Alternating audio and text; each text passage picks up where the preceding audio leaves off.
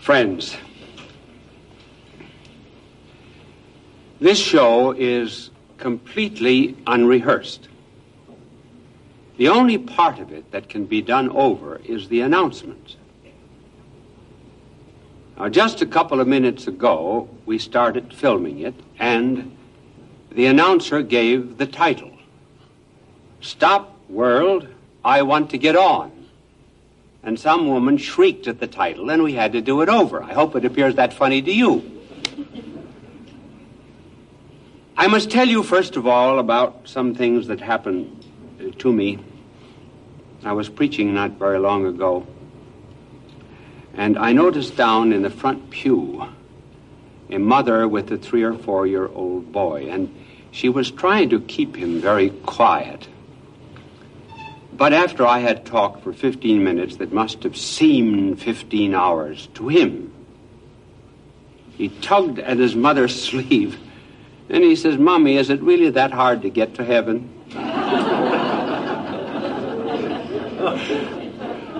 And another little boy, when he went to confession, he had in the back of his mind the commandments. And he could be heard going through the commandments in one fashion or another, and then after he had named them to himself, then he would begin the confession of sins. And he was saying, no strange gods before me. No, I didn't adore any strange gods.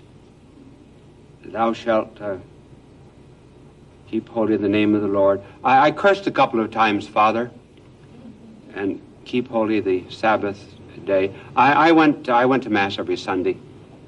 Honor the father and mother. I disobeyed my mother about 18 times and my father about 6 times. Thou shalt not kill. I didn't kill anybody. Thou shalt not commit adultery. Sister told me to skip that.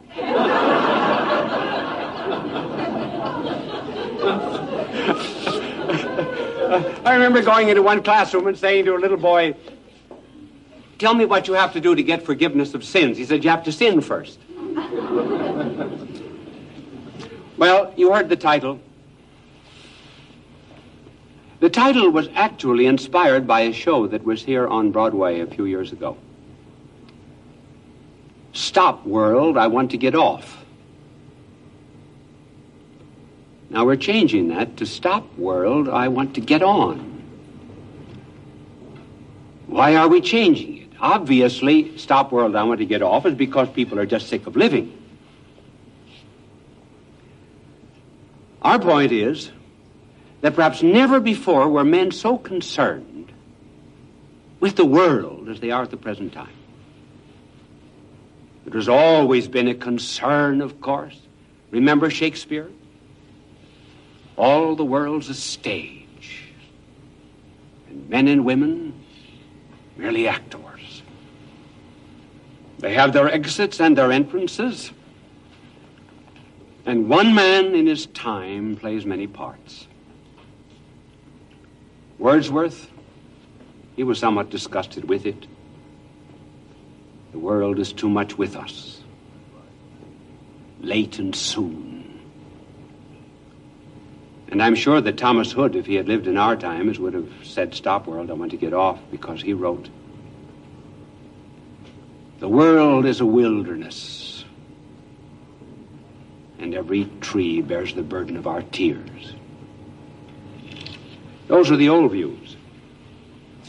But I wonder if ever in human history,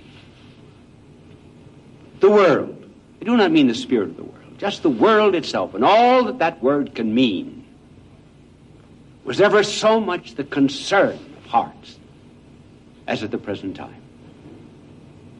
Just let me give you some examples of how the world has been discovered, why it is a concern. First of all, our age has discovered humanity.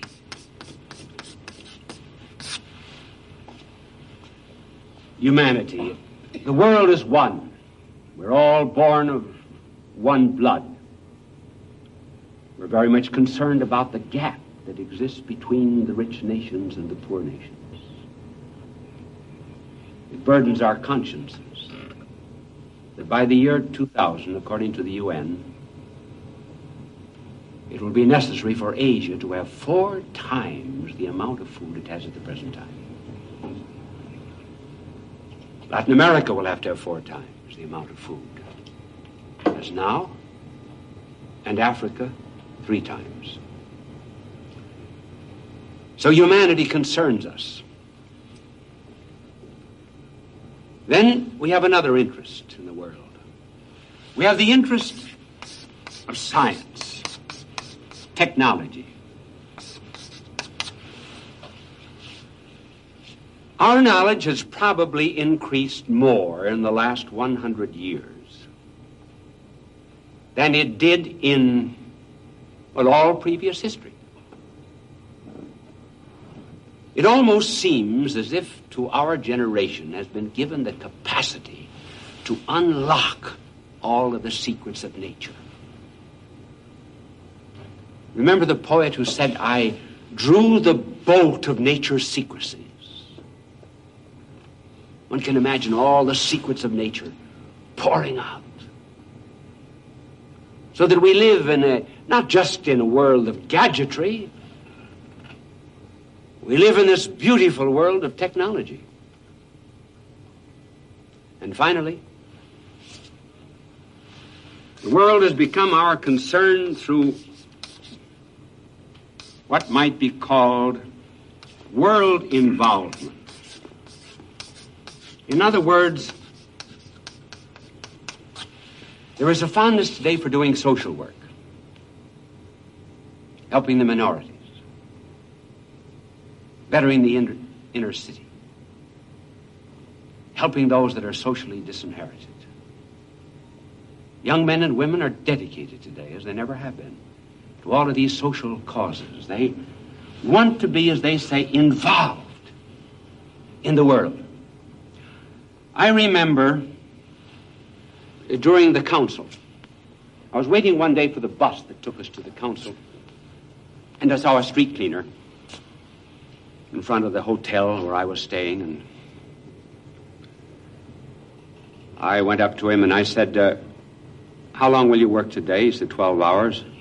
"What time did you get up?" He said, 4 o'clock this morning. And I said, "What is your duty?" He says, "Nothing but just sweeping the gutters." About a mile of gutters here in Rome. "How much do you earn?" He told me it was really a trivial wage.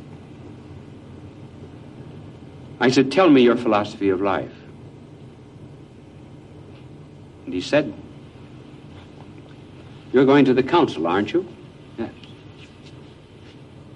"You're going to make important decisions for the church and the world." "Yes." He said, "But if I clean my gutters with a greater dedication than you do that work, the Lord is far more pleased with me." That's right. He saw that we have work in the world, and it can be a dedicated and divine and holy work. Now, this is the good side. There's a kind of a bad side to this, too. I'm going to mention it for just a few minutes, and then I'm going to get back again to the good side. This concern with the world is called secularism.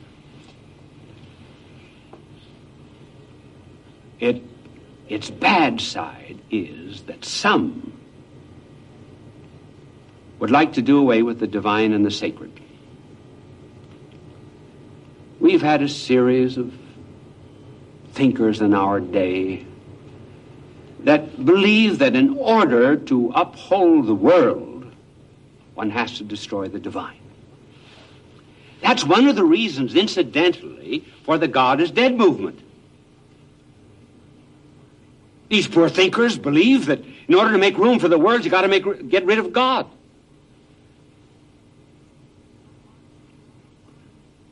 Bultmann, It says in order to make room for the Christian message, you have to get rid of the historical Christ, practically. And we have the author of Secular City. He practically identifies the secular city and the kingdom of God. And even in the field of religion itself, today the holy are on the defensive. This world spirit has gotten hold of us to such an extent that many do not like the holy. I may tell you that it's gotten so bad that when any of you people see us priests on our knees, you ask us if we lost our contact lenses. Well, that's enough of that. So now let's get back to the good side of the world.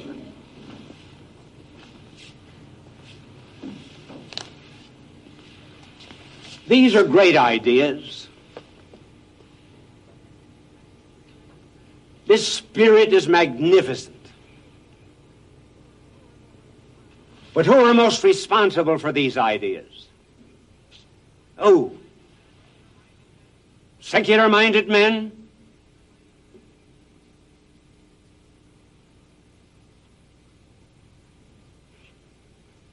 I will not give you the three names at once. First one was John the 23rd.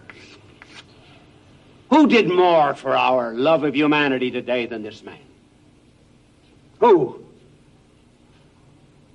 Auguste Comte, with his supposed love of humanity, never wrote a line comparable to John's love of the poor.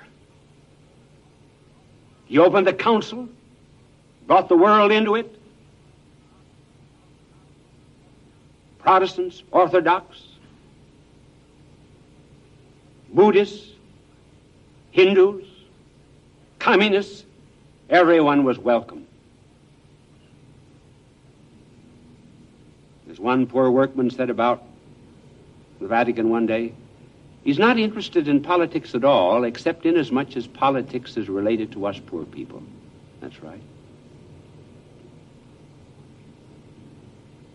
He was the one who made the world conscious of the love of humanity, even when, for example, we used our science to send an astronaut around the earth. Because I remember when that happened, John the 23rd quoted the book of Genesis and said, God said, rule over the earth and subject it. He saw this young American astronaut as indicating the great scientific progress of mankind. No wonder his last words were, Lord, that they may be one.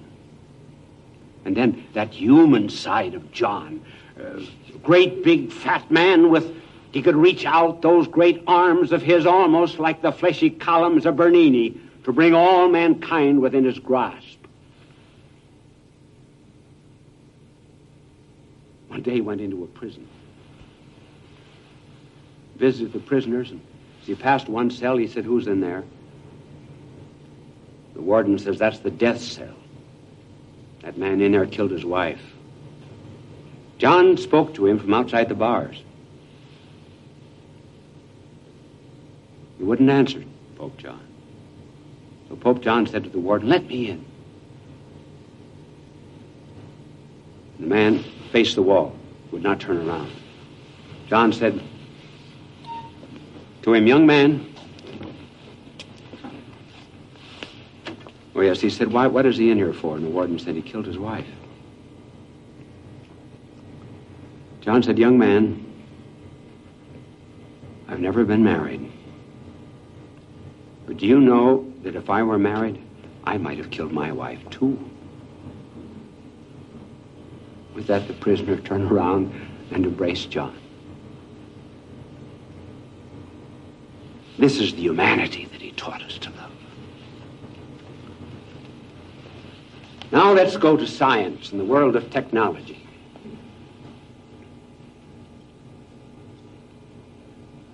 Who has done most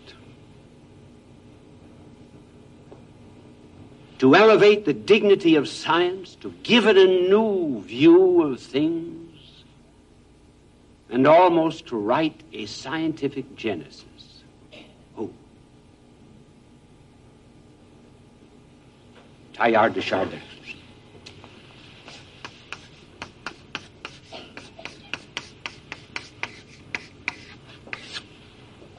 This great French scientist, as a little boy, was interested in rocks.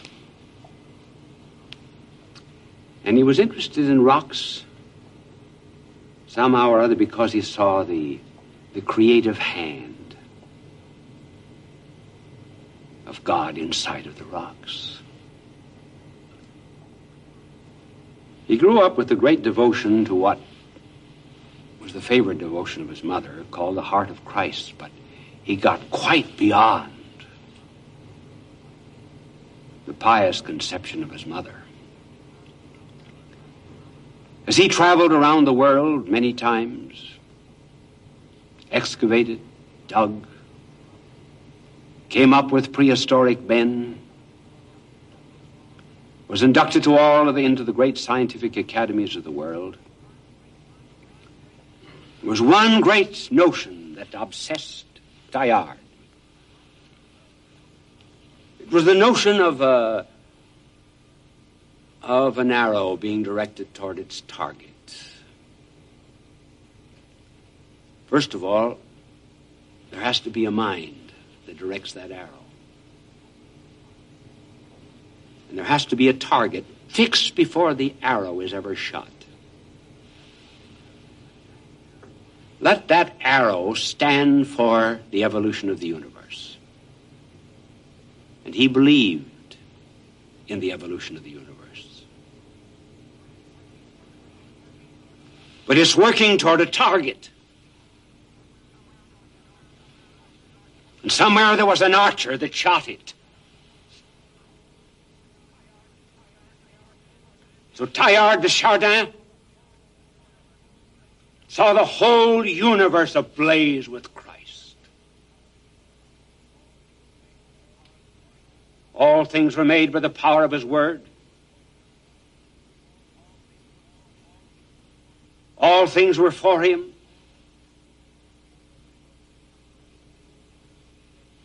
And so deeply did this embed itself in the scientific concept of the universe that one day in the Gobi Desert, he could not read Mass. And he wrote this prayer. Since I, your priest, O Lord, have this day neither bread, nor wine, nor altar, I am going to spread my hands over the entire universe and take its immensity as the matter of my sacrifice. Is not the infinite circle of things the ultimate host that will be transformed? Is not the seething crucible wherein mingle and boil up all the operations of living and cosmic substances the chalice of pain that you desire us to sanctify? So let there be repeated again today and tomorrow and forever, until the transformation shall have been exhaustively effected in the divine words, this is my body.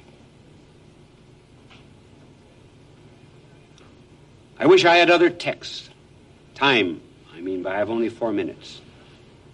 To develop the thought of Teilhard, I might someday give his whole theology of science. But here was a man who brought science into the forefront of modern thinking for all men who love the world, because when this cosmos was sacred, and just as John saw Christ in all humanity, here was a man who saw Christ also in everything that was scientific and cosmic. And finally, who gave us world involvement? A Lutheran minister, Dietrich Bonhoeffer.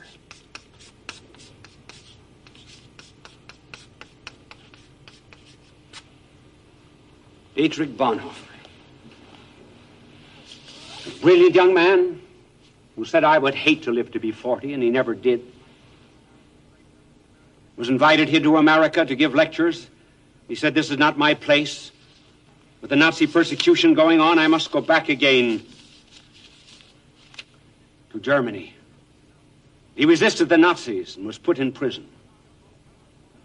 And just as John saw Christ in all humanity, Teilhard de Chardin saw Christ in the cosmos, so Dietrich de Bonhoeffer saw him involved in everything that was worldly, in every kind of social service, in law, in medicine, in everything. He said, mentioned a couple of words that have been taken up by people who live by quotations. He spoke of a religionless religion, which unthinking people translate into a philosophy of life. By religionless religion, he simply meant that it shouldn't be too churchy. In other words, that the church should become involved. Here are his exact words as he was in prison. Just as in Christ the reality of God entered the reality of the world. That was the incarnation. So too that which is Christian is to be found in the world, the holy in the profane. So I would not speak of God on the borders of life, but at its center, in its life, in its prosperity. God is the beyond in the midst of life. And Christians must participate in the sufferings of Christ in this worldly life. And so he said that you never can look at the world without God, and you never can look at God without the world. This was his notion. And he died for it. And on April the 9th, 1945, the Nazis came. Do I have 20 seconds or a minute and 20? The Nazis came to him and told him that he was to be hanged. The Nazi doctor saw him in his prison cell in prayer. He spent 45 minutes every morning in meditation, 45 minutes every night. He was led to the gallows. The gallows swung 6 o'clock on that April 9th morning, 1945. And the doctor who attended him said, in all of my 40 years of medicine, I have never seen a man so calm, so resigned, and so submissive to the world of God, to the will of God. This was Bonhoeffer, the real Bonhoeffer. And so the world is a great and a good place to live in. But who made it? God is dead men? No, to make room for the world. These are the men who made the world. And the world is worth living in, and the world is worth saving. If I could sing for you after that telecast, I would sing, it's a great, big, wide, wonderful world we live in. Bye now, and God love you.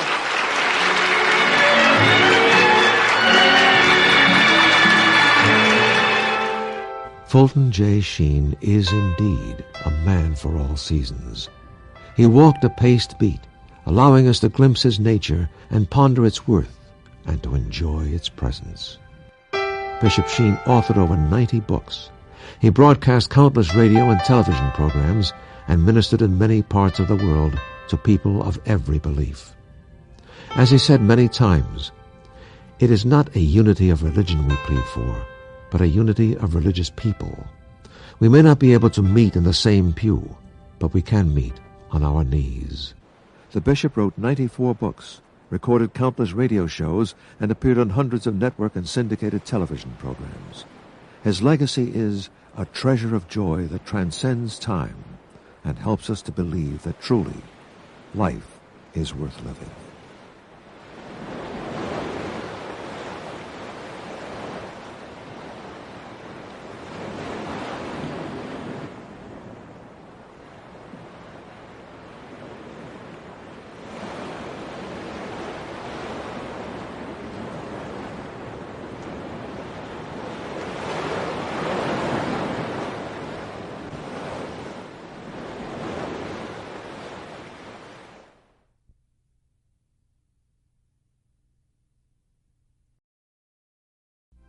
The vast white beauty of the season of winter reaches gracefully toward the sleeping mountains, and there, in the beauty of its flowing crystal sculptures, we miss seeing the simple presence of color.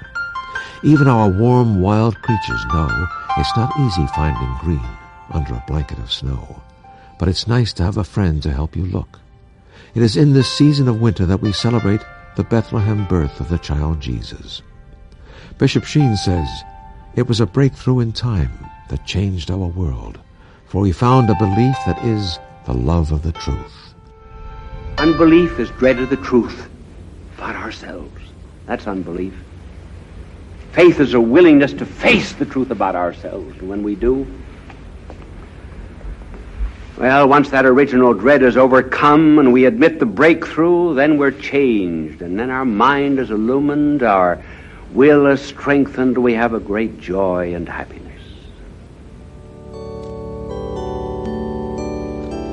She's lovely, isn't she? Beautiful.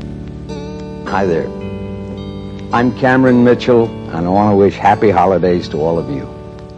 Christmas is our time of love and goodwill, a moment in the portrait of history when a bright silver star high in the night sky gave off a close and holy light, and the world in solemn stillness lay to hear the angels sing.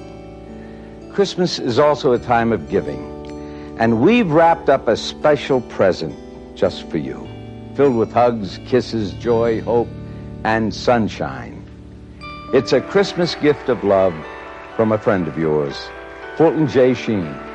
He calls it Superman and Christmas, a unique comparison of fantasy and truth, a breakthrough in history, blessed by the birth of a child of grace, peace, and love. Friends,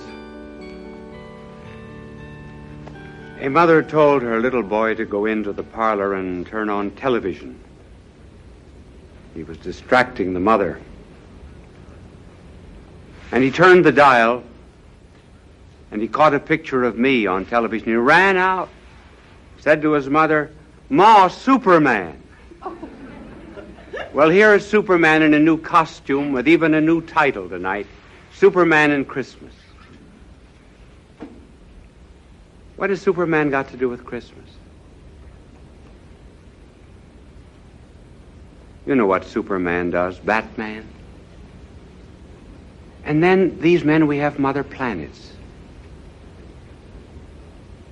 Isn't it interesting how many of those we have in our world today who, first of all, seem to come from somewhere else, just as Superman does. And quickly he changes his costume.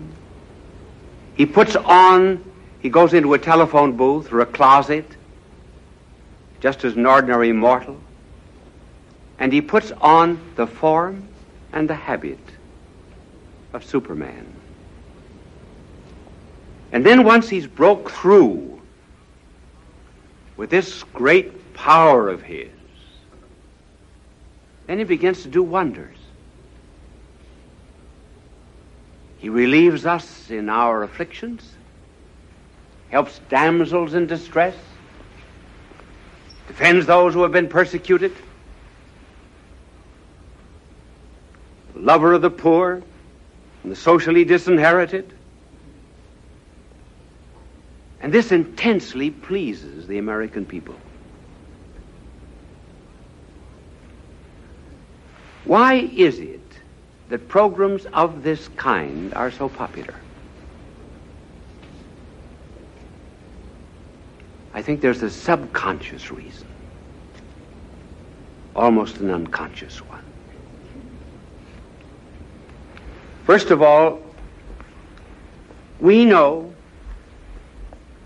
that the help that we need is not just among us ordinary mortals and the affairs of daily life. If we are to have the inner strength that we need, it has to come from outside. We've never expressed this, perhaps in so many words, but we know the need of it. And Superman, Batman, and men from other worlds, they satisfy our needs, at least from the point of view of imagination. They give us what we lack. We know that of and by ourselves we are not enough. Just as the music that we love is the music we already have in our own hearts, so too the amusements that we like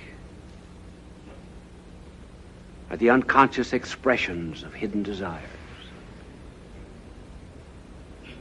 Superman is the desire for Christmas. It should not be hard for our generation to understand Christmas. Now, I'm going to show you how Superman and Christmas are somewhat alike. I really didn't need to use this blackboard tonight, but I'm going to use it just for this one illustration so my angel can clean it. It would be terrible to have a Christmas show and not use my angel.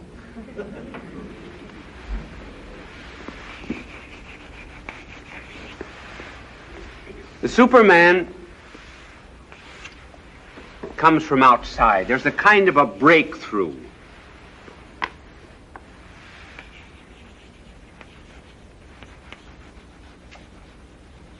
Is that clear? Oh, yes, it gets clearer, doesn't it? As you're right. This is unusual chalk. Invisible chalk. First, there's a breakthrough. And then, because he helps others, there is a kind of a renovation, a strengthening, an aiding. Now, Christmas is just this. First, there is a breakthrough. And instead of someone going into a closet and taking on the form and the substance of a Superman, the breakthrough this time is the God coming down to earth, breaking through time, splitting it so much so that from that time on to this, it's BC and AD.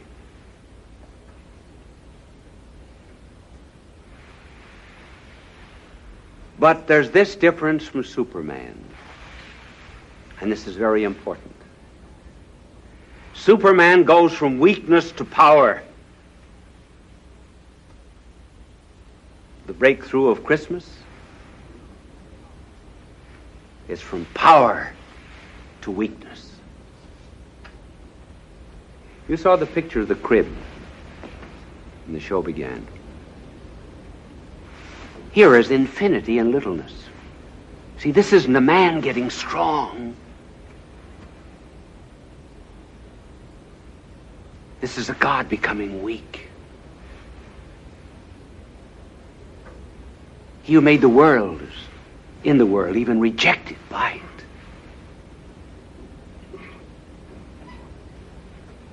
He who made the nest is nestled therein. The tiny little hands that are not quite long enough to reach the huge heads of the cattle are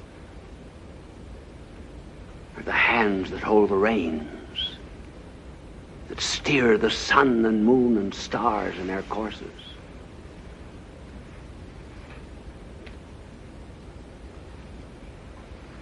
He's wrapped in swaddling bands.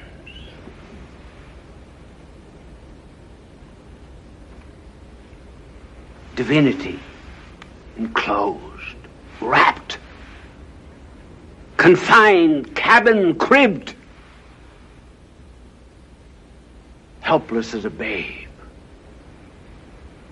What a difference between Superman and this breakthrough.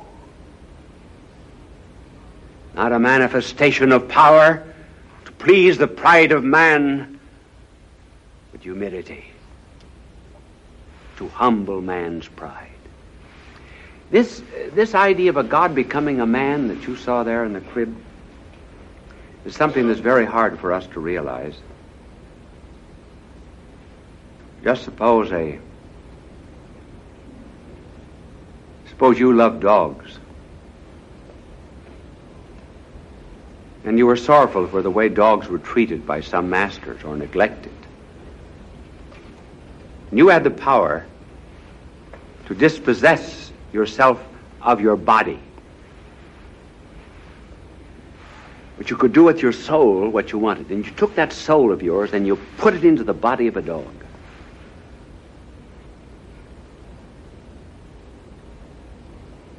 And when you did that,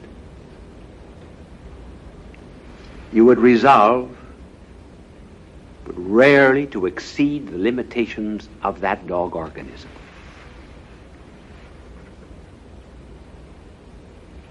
What a humiliation that would be.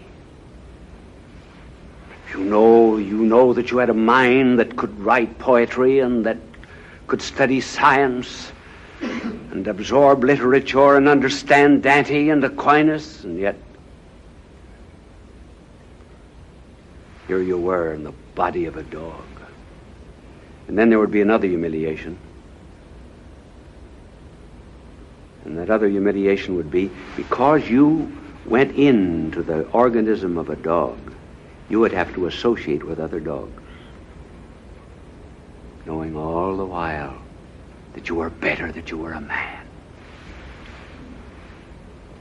You think it humbling to become a dog just simply to give dogs examples of good conduct? Well, what do you think it is for this breakthrough? Not going into a closet, but going into a stable and a crib.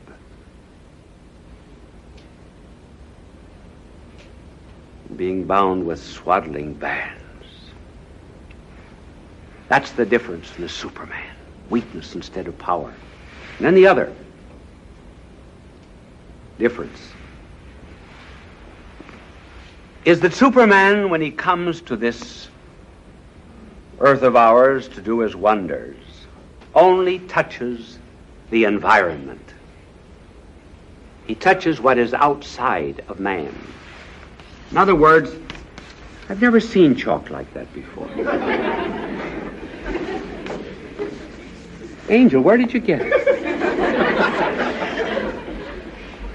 You've got to wait for an effect. It's like telling a funny story. It just doesn't happen all at once. All the Superman does is to change circumstances on the outside. But he does not touch man on the inside. That's the difference. And when God becomes man, when we have Christmas, he leaves circumstances very much the way they are. He leaves Roman soldiers parading through the streets. The same problems. Pain and suffering and hunger and so forth. But he begins reforming the hearts of men. And once they are reformed, then if they live according to his way, then they'll do away with these boring things of indigence and suffering. So the God-man works in the heart of a man. It's very much as if, now I wonder if my angel will use an invisible eraser. Now, this internal operation of God when he comes to this earth may be likened to a plague. Suppose that there was something in the world today like the Black Death during the Middle Ages. Remember, that wiped out 1/3 of the population of Europe? And suppose the great scientist found a remedy for that plague. And he made the remedy available to the whole human race. There would be some who would come to be relieved. Others might not. Now, that's just exactly what happened when God came to this earth. We're all willing to have our circumstances changed. We like to have more money. Maybe live in a different house. But do we want our thinking changed? We want our loves changed? And the God-man who came to this earth came for the remedy for moral and spiritual plagues. Came to make us happy on the inside.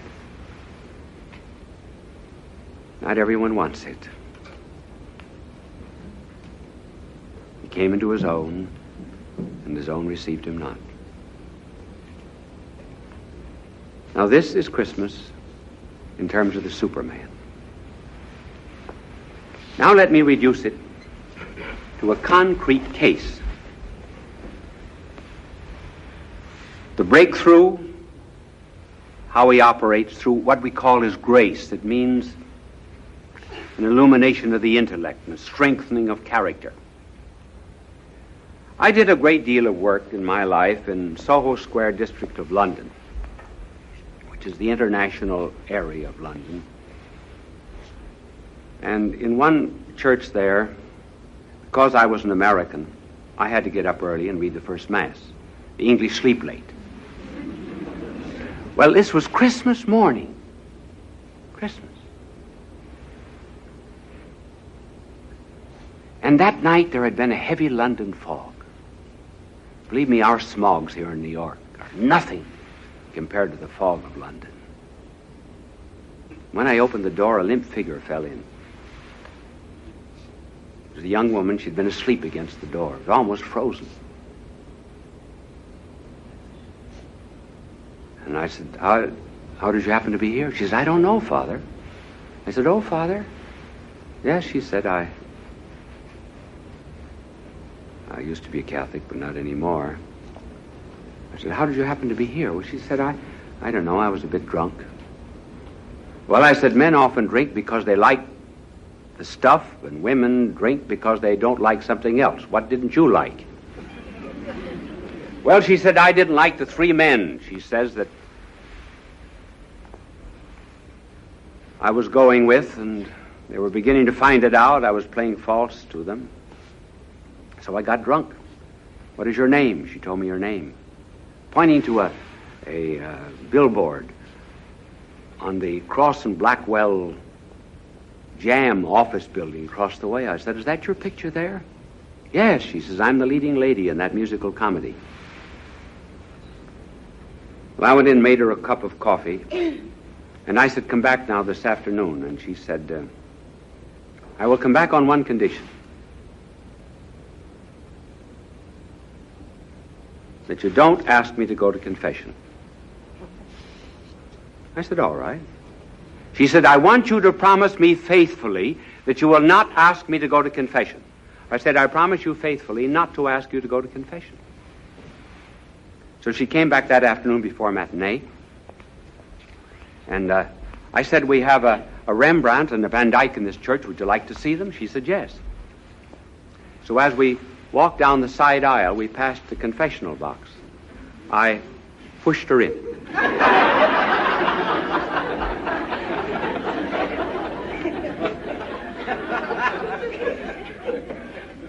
I didn't ask her to go. I always keep my promises. Well, she went to communion. She was there month after month, and then she became a nun in London. And she's still living as a nun. Now here you see the breakthrough. Not the breakthrough into a crib, but the breakthrough, well, into a stable. A heart that's a stable.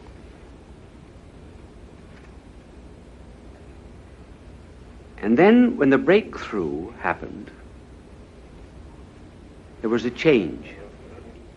A renovation of heart and character. So that she was no longer what she was before. It was not the outside that was changed. It was the inside. Now, that's what Christmas is. Christmas is not just something that has happened, it's something that is happening. And some of us, we're afraid of it. It's very much like people go through life not knowing they have cancer. They're unhappy, they're sick, they're a bit miserable, but they don't know why. If a doctor tells them that they have cancer, then their whole attitude toward life changes. They may be able eventually to find a remedy. So people stay away from this babe of Christmas. They stay away from Christ. They're a bit afraid. Unbelief is dread of the truth about ourselves. That's unbelief. Faith is a willingness to face the truth about ourselves. And when we do,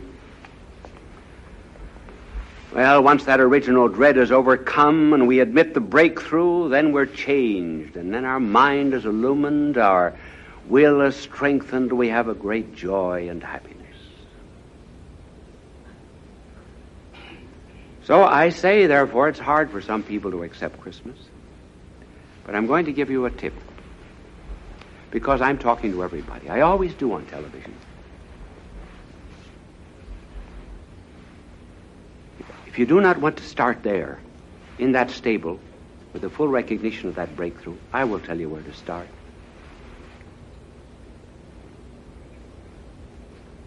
Start loving your fellow man. Start loving your neighbor. And begin to love him, not just because of what he can do for you, or because of any pleasure anyone gives you,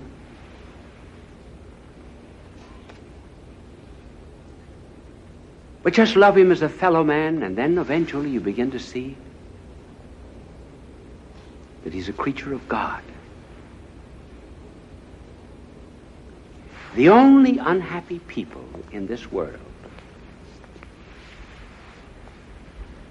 are the people who are selfish.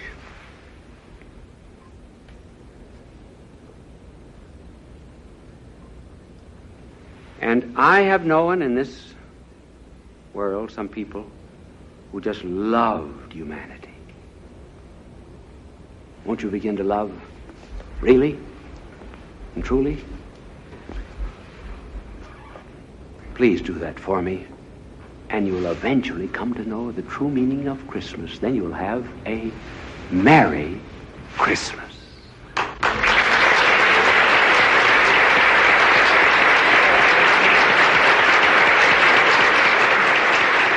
Happy Christmas, Bishop Sheen. Happy Christmas. In your presence, there is a benediction and a grace. In your memory, we have lit the candles of fellowship and hope, knowing that our experiences of unity in human relationships are more compelling than the concepts, fears, and prejudices which divide us. These tiny flames must burn in our hearts all year long. Happy Christmas, Bishop Sheen.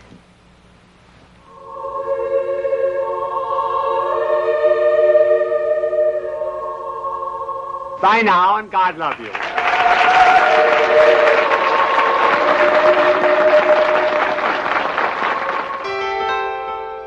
Fulton J. Sheen is indeed a man for all seasons.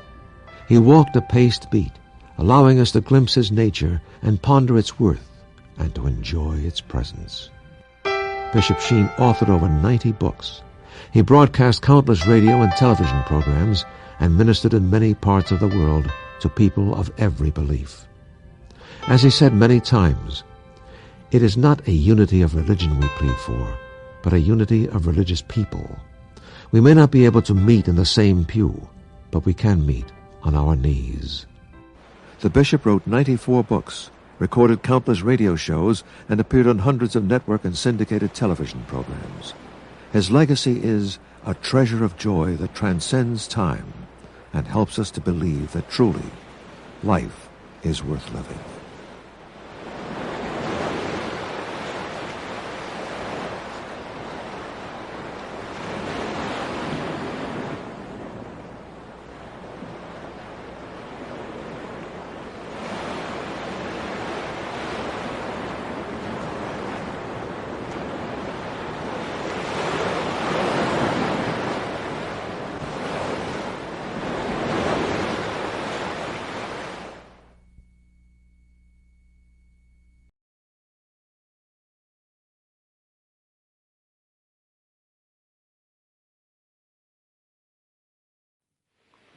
Friends, I was once giving a sermon in a church, and a woman got up with her crying child, really shrieking, and left the church, and I said, "Madam, it's all right." So the child isn't bothering me. She says, "I know, but you're bothering the child."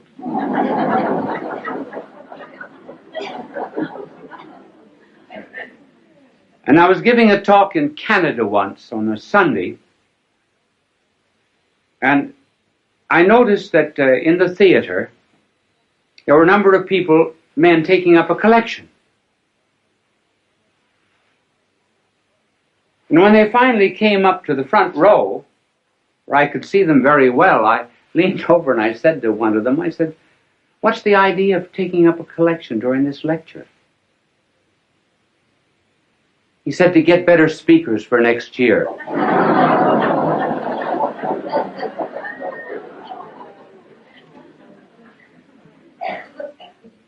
So I am not presenting myself as a model to you on how to talk. It's just merely that there have been so many letters coming to me asking me to give a few suggestions that I will give them to you. They are only personal. They may not apply to everyone, but I will give them to you for what they are worth. If I can talk now, I certainly couldn't always talk. There came a turning point in my life. It was in college when I was a freshman. I was on the debating team, which was in the college that I attended a great honor because they put a tremendous premium on debating. I thought I was good because, after all, I was picked as a freshman. I had to be good. And the night before the debate with Notre Dame University, the coach of our debating team, Father Bergen, called me over to his office, and he said, "You are the worst talker we've ever had in this college." Well, that was a terrible shock to me. I said, "Well, if I'm so terrible, why did you pick me on the team?" He said, "Because you can think, not because you can talk." But he said, "You're going to learn to talk before you leave this room. Take a paragraph out of that speech, any paragraph you like." I remember we were talking on the Merchant Marine. I'll never forget, the paragraph began, "I think it needs no argument to prove," and so forth. So he said, "Stand up there against the wall," which I did. Now he said, "Go over that paragraph." At the end of it, he said, "Do you see your mistake?" I said, "No." "Go over it again." Went over it 1 hour. 2 hours. 2 hours and a half. I was dead. So was he. And every 2 or 3 minutes, when I finished it, he would say, "Do you see your mistake?" I said, "No." But being naturally quick, after 2 hours and a half, I saw it. He said, "Do you see your mistake?" I said, "Yes, I think I do. I'm not natural." He said, "That's right. That's all." And he dismissed me. You notice how often speakers, as soon as they get up on a platform, or ministers or priests in the pulpit, everything changes, their voice changes, their attitudes, their poses. I think many prayers that we say we're not talking to God. We're talking to an audience, particularly prayers at banquets, and inaugurations, and so forth. And we put on artificial poses. "Oh God, we ask thee to send down upon us thy benediction, thy blessing upon the sailors who are at sea, the merchants at their counting table, the lawyers at their bar." Well, that's not the way people talk.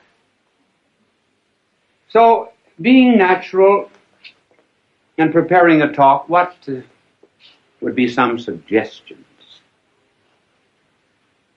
Now, the way I prepare a talk is not perhaps the way everyone would want to do it, but I can only give you my way. In order to prepare a talk, one must do a tremendous amount of reading. Each one of these telecasts of mine would represent between 20 and 40 hours of study. When I get through, what have I got? Nothing but a bits of yellow pages. I think I have one in my pocket. But before I show it to you, I will tell you what I do. I study, I do research, and I begin to understand the subject. Then, when it gets into my head, I begin to write out points. Generally just 3 or 4 points that I'm going to talk about. I will only write out the heading. And then I will tear up the paper and then rethink what I was saying, so that when I prepare a telecast, there must be 20, 30 to maybe 100 pages that are torn up. And then the closer I get to the end, the smaller the pages are. This is this telecast. And I brought it out here, not because I'm going to refer to it, but just simply because it shows you the points, how small the points are. And by doing a tremendous amount of study, the mind creates an atmosphere for the talk. There is much more air round about us than ever gets into the lung. There's more food at the table than ever gets into our stomach. There are more things to see in nature than ever comes into the eye. And so when one rises to give a talk, one should have an atmosphere, a certain ambient knowledge round about that one can pull in this idea or that, as it were, from the air while you're talking. So that instead of writing out the speech, word for word beforehand, and then memorizing it like this, one thinks it from the head out. That's the reason you tear up the paper, so you don't have any information. You have to think it. Then you write down the ideas again. Well, by the time you get up to talk, you've already given the speech 10 or 15 times. And incidentally, it isn't a bad idea sometimes to talk out loud. If you can find a place in this day and age where you can walk and talk out loud without being counted crazy. How often, for example, students are asked to explain something. They think they know the lesson. When they get up, it's not there. And why? Because they were consecrated and dedicated to a dead page. Never went through their mind.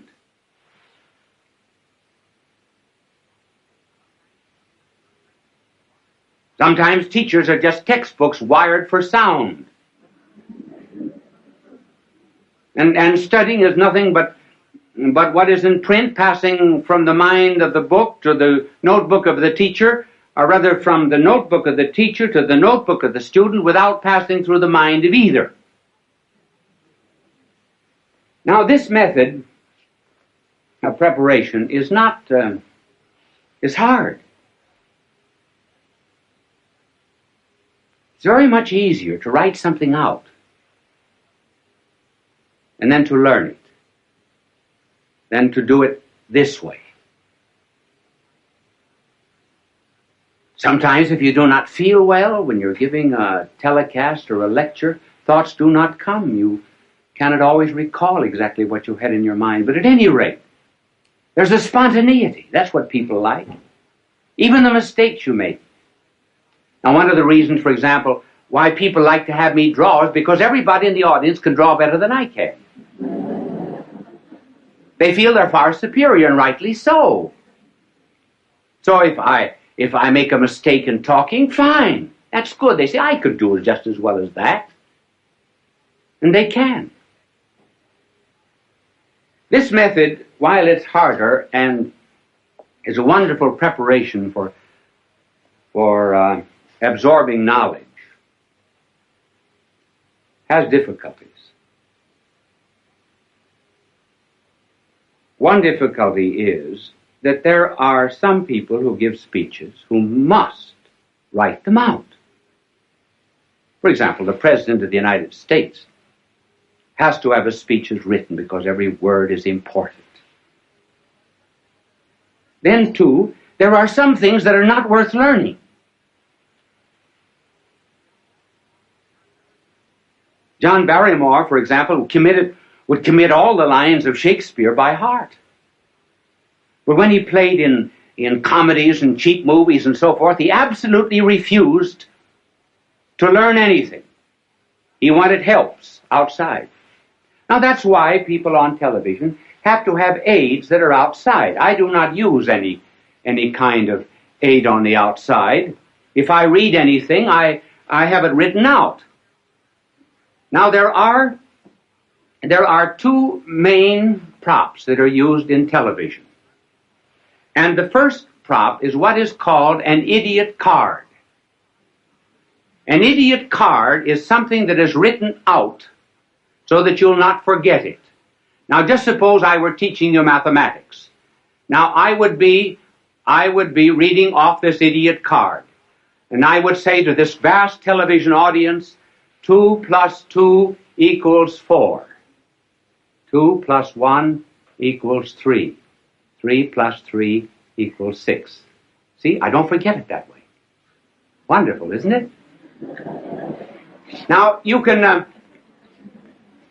thank you for the idiot card. It was not an idiot that held it. It's only the card that's an idiot. And it's impossible for people who are constantly appearing, for example, on television, to study their lines or their commercials, and so they have to have them written out on these cards. But you can always tell, if you just look closely at anybody who's using an idiot card. This is generally the way.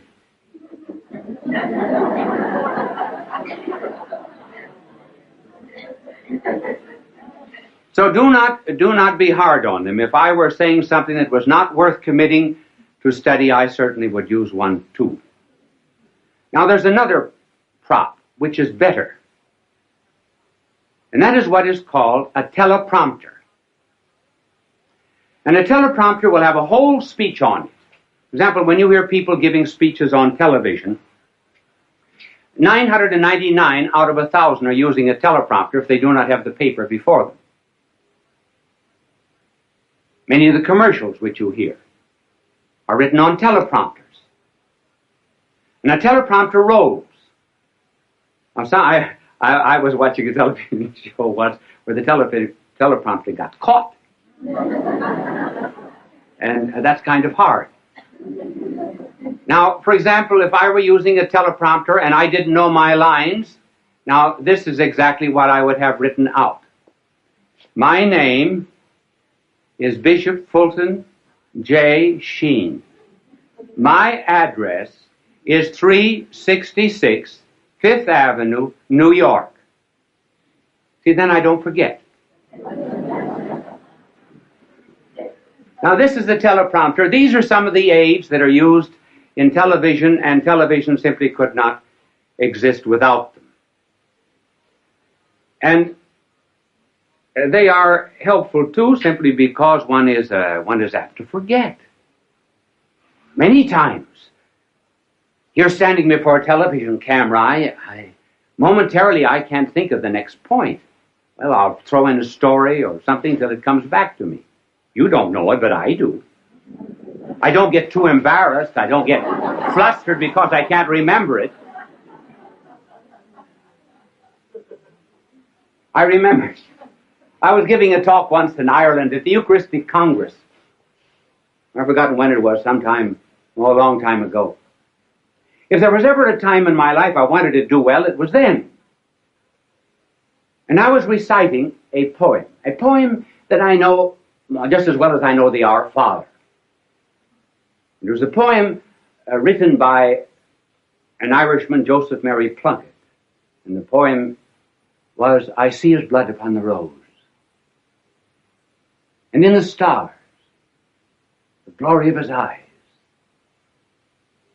His body gleams amid eternal snows, his tears fall from the skies. I see his face in every flower. The thunder and the singing of the birds are but his voice. And carven by his power, rocks are his written words. And I forgot the next line. The reason I forgot was because I had said something before that the audience seemed to have taken politically. I didn't want it to have political significance. So while I was reciting this poem, I was giving myself an intellectual spanking. And I spanked myself so hard that when I got to the 9th line of this poem, I forgot. And I said to the audience, I forgot. Well, a tremendous crowd there, tens of thousands of jaws dropped in disappointment. And when an Irish jaw drops, it collapses. So I had to get myself out of the difficulty. There came to me then a line of Patrick Henry. Not the one that you know. Oh, Patrick Henry also said something else.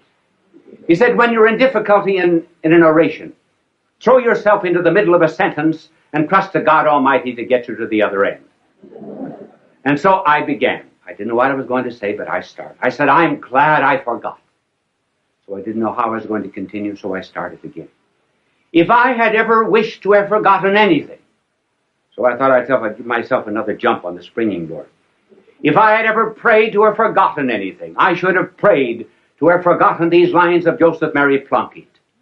I think there's beautiful symbolism in their forgetfulness. And that symbolism is that standing on the anvil of Ireland's soil, one should be able to hammer and forge out the sparks of his own poetry and not be dependent upon a magnanimous soul like Joseph Mary Plunkett.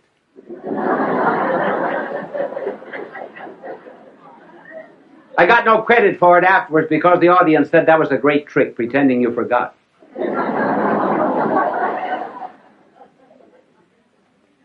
It is always well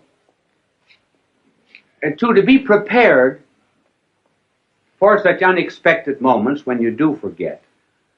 And even better still, when you're at a banquet and called upon to give a talk.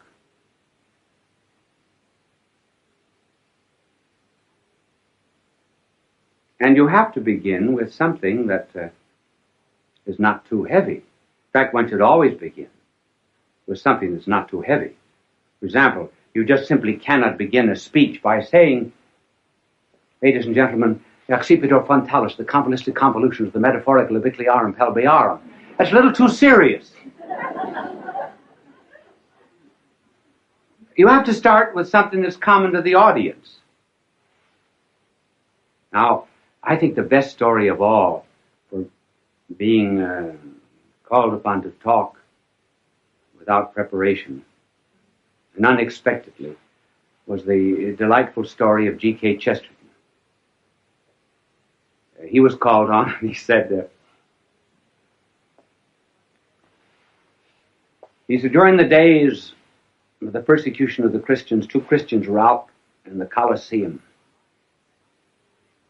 And some lions that had been released for 12 days, had been starved for 12 days, were released from their cages. They bounded out across the Flavian sands, were about to precipitate themselves upon the poor Christians. When the Christians reached out their arms, put them around the lion's neck, and began to say something in the lion's ear. Well, the emperor was furious. He came for blood, not comedy, because the lions went back again to their cages without touching the Christians. So the emperor, being furious, ordered other lions that had been starved for 4 weeks released. They bounded out after their prey, were about to precipitate themselves upon the Christians, and the Christians reached out their arms, put them around the lion's neck, whispered something in the lion's ear, and the lions left them and went back again to their cages. The emperor sent for the Christians. What are you doing to my starving lions? Nothing. Nothing but whispering something. But what do you whisper? The Christian said, we say, after this meal, you have to give a speech.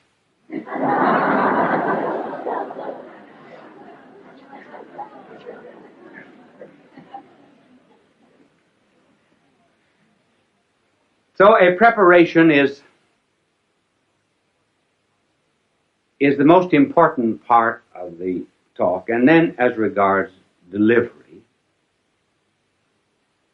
what is important is sincerity, meaning what you say. Children are the best judges of anything that's heard on television. I do not mean dramas where there's an artificial emotional interest created.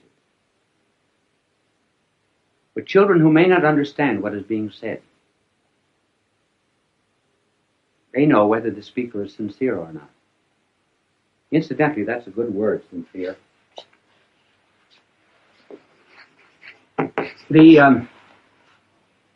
When the Romans put up their many marble columns in their temples and their courts, they sometimes would find marble that had a flaw in it. So they would fill it up with wax and color it. Wax in Latin is cera. If they found a perfect marble that had no need of artificial filling, then it was called sine in Latin, means without wax, or sincere.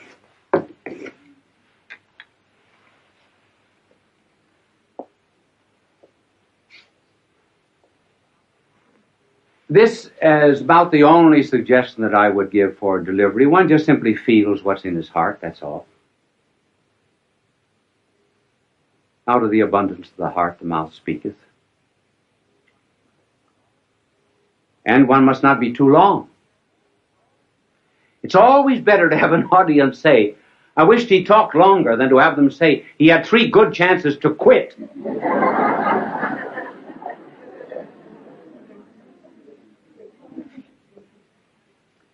And then in the communication of any idea, the secret of a good talk is the secret of fire. Fire has 2 qualities, heat and light.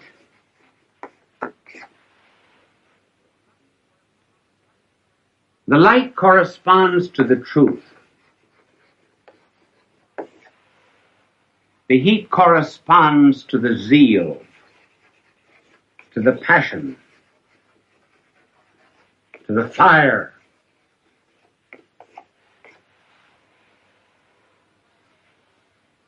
And the fire and the passion come always from the truth. When one is on fire with anything, and really believes in it, all the words come out naturally. And above all things else, the making of an orator, too, is really on his knees. Because the power to make an audience feel what you're saying does not come just from these fires.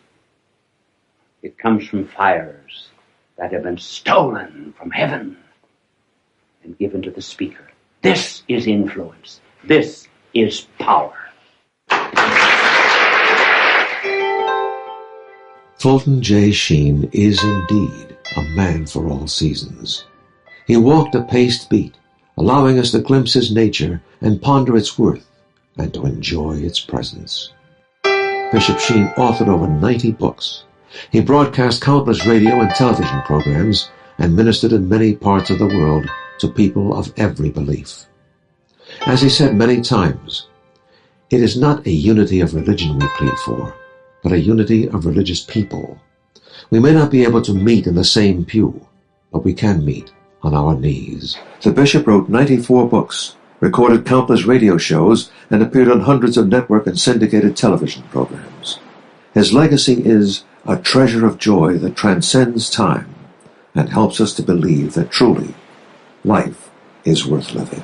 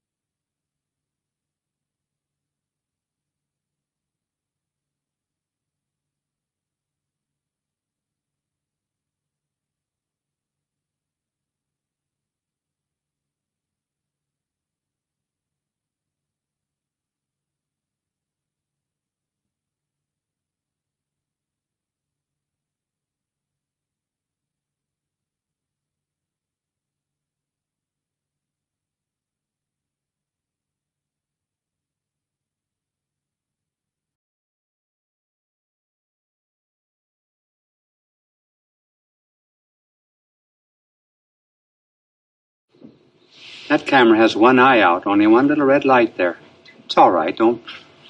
There are generally two little red lights on top of the camera. That one little red eye is out. It must have been out last night.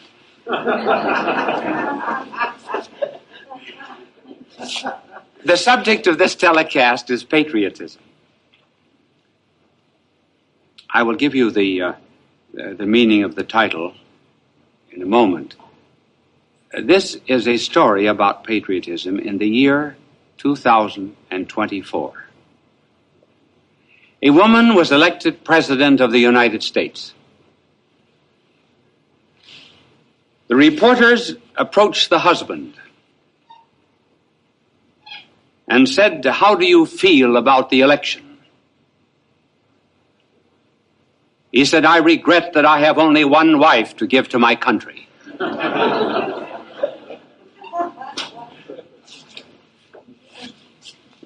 That has two eyes. The title, Quo Vadis America.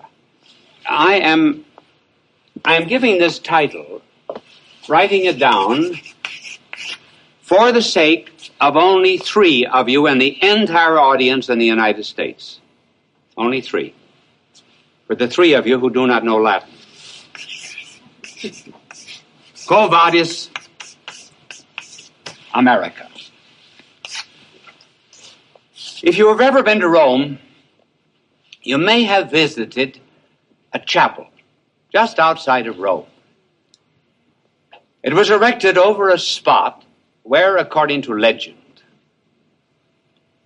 Peter was in flight from persecution in Rome. And on the road, he saw a vision of the Lord approaching him. And Peter said to him, "Quo vadis, Domine?" "Where are you going, Lord?" And the Lord said, "I am going to Rome to be re-crucified." In other words, Peter, that's where you should be. Well, we've chosen that title instead of Quo Vadis Domine, Quo Vadis America. America, where are you going? Where are we going in this day and age? Do you know one of the most unused words that we have in our vocabulary is the word patriotism? Hardly ever hear it anymore. Patriotism is a virtue that was allied to the old virtue of the Greeks and Latin called pietas. Pietas meant love of God, love of neighbor, love of country. And when one goes out, all go out. When we no longer have love of God, we no longer have love of country. We're going to investigate in a particular way today the problem of revolution. We started our country with a revolution. Revolution is in the air today. As a matter of fact, the revolutionists of our day are all arguing and contending that, well, we started that way, therefore we should continue it. So, let us now investigate this question. Namely, we do live in America in a revolutionary tradition, certainly. But the question is, what kind of a revolution should we have? What kind of a revolution? There are two kinds. One, the kind we started with, the other, the kind we have today. What was the kind we started with? Well, I can tell it in the story of an old soldier who had fought at Concord. And someone said to him in his old days, "Why did you go to Concord on that April day? You suffered great oppression, didn't you?" And old Colonel Preston said, "No, I wasn't conscious of any great oppression from a foreign power." "Well, then, it's because you were against the Stamp Act." "Oh, I never saw any of the stamps. I think that General Bernard kept some of them in Castle William, but I never saw them. I certainly didn't fight on account of the Stamp Act." "Well, then you revolted on account of the tea tax." "I never drank a cup of tea in my life. I wasn't interested in the tax." "Well, then you must have been reading Harrington, Sidney, and Locke." "Never read them. All I ever read was the Bible, Watts' hymns, and the Catechism." "Well, then, why did you go to Concord?" He said, "For one reason. In order that we might govern ourselves." That was the American Revolution. To govern ourselves.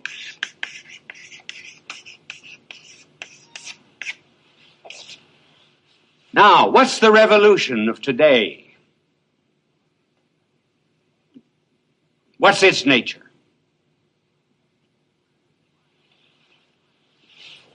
Violence. Violence just for the sake of violence. That is ours. I mean, not ours. Please God, not any of ours. You or me. But I mean the new type of revolt, which involves destruction of everything that is in the past. And these people who are actuating violence today claim they're in the line of the American Revolution. They are not. Now let me go more into detail. These two types of revolution. Each of these had a character at the head who symbolized the revolutions. The one who best expressed the principles of the American Revolution was Thomas Jefferson.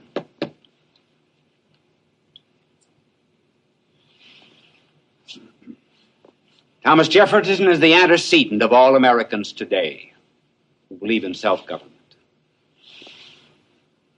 Who's the progenitor of this kind of revolution? Someone who was a contemporary of Thomas Jefferson. Strange to say. Saint-Just. 1793 revolution.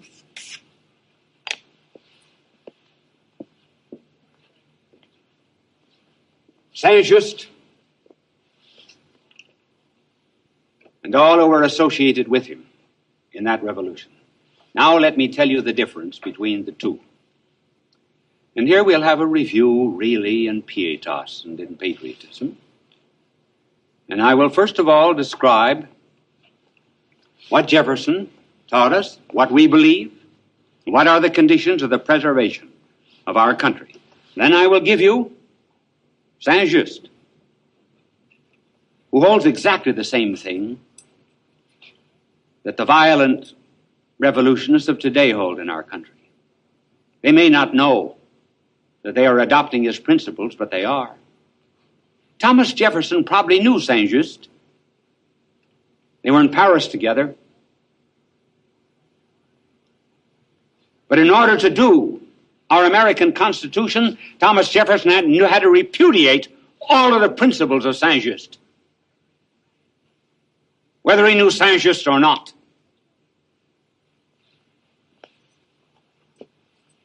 See what wonderful work the angel does. Knows when to clean, when not to clean. Angel Clean, he's known as, not as Mr. Clean.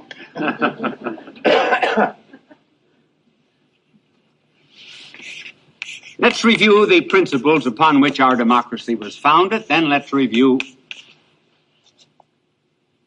Saint-Just. Thomas Jefferson founded our democracy upon two principles. One, the dignity of man. Secondly, I will just simplify it, all rights and liberties come to us from God. I will explain these, and then we will go to Saint-Just. Without telling a word to my angel, he'll know very well that he shouldn't clean the board at this point. Thomas Jefferson. First, he believed that the government must be founded upon the respect for the individual. So he investigated what are the source of our rights and liberties. Where do they come from? Where does my right of free speech come from? Or the right of assembly, or any other right we have? From the will of the majority? If it did, the will of the majority could take away the will of the minority. Jefferson intended that the majority would be the custodian of minority rights.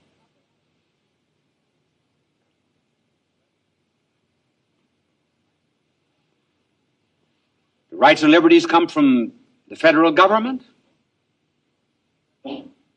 Certainly not. If they came from the federal government could take them away. Taking almost everything else away. We might just as well take away our rights and liberties. But he set it down in the second paragraph of the Declaration of Independence that it is a self-evident principle, self-evident, that the Creator, has endowed man with certain unalienable rights. Unalienable. They cannot be taken away. Among which are the right to life, to liberty, and the pursuit of happiness. That is our democracy. Those are the two principles. And isn't it interesting that that particular government and those governments in the world that deny the existence of God are those that deny the existence of human rights?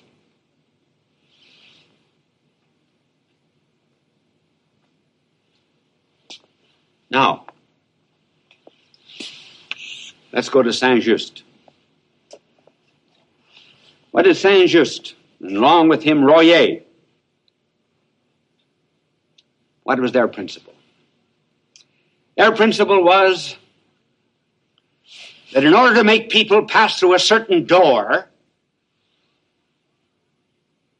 there was only one way to do it, and that was the way of terror. Confiscation of property,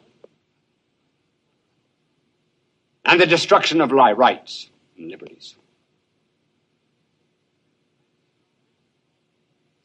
Saint-Just also said,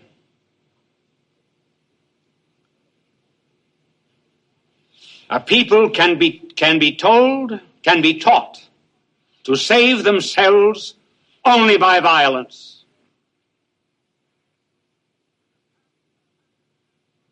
And the path to the establishment of every government must be upon a pile of corpses.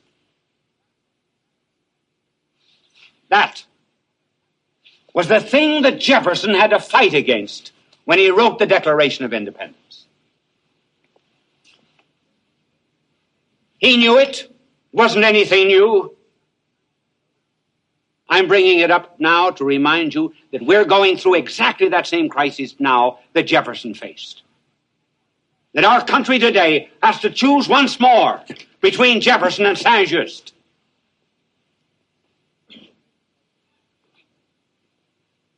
Which are we going to choose?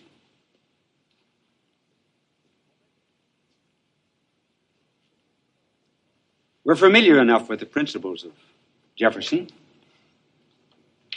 So I'm going to enumerate for you. It'll be easy to identify the new type of violence that's sweeping our country, our schools, our streets.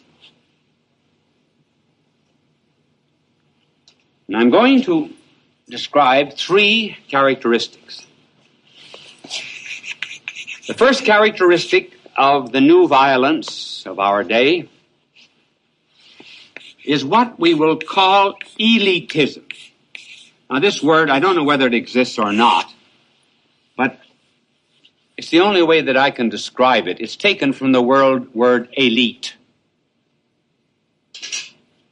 There used to be a virtuous elite, a core of heroes and saints that very much influenced any culture and democracy. The new elite practices what is called elitism. Namely, there is a dominant minority that makes a lot of noise and that uses violence to force its will upon others.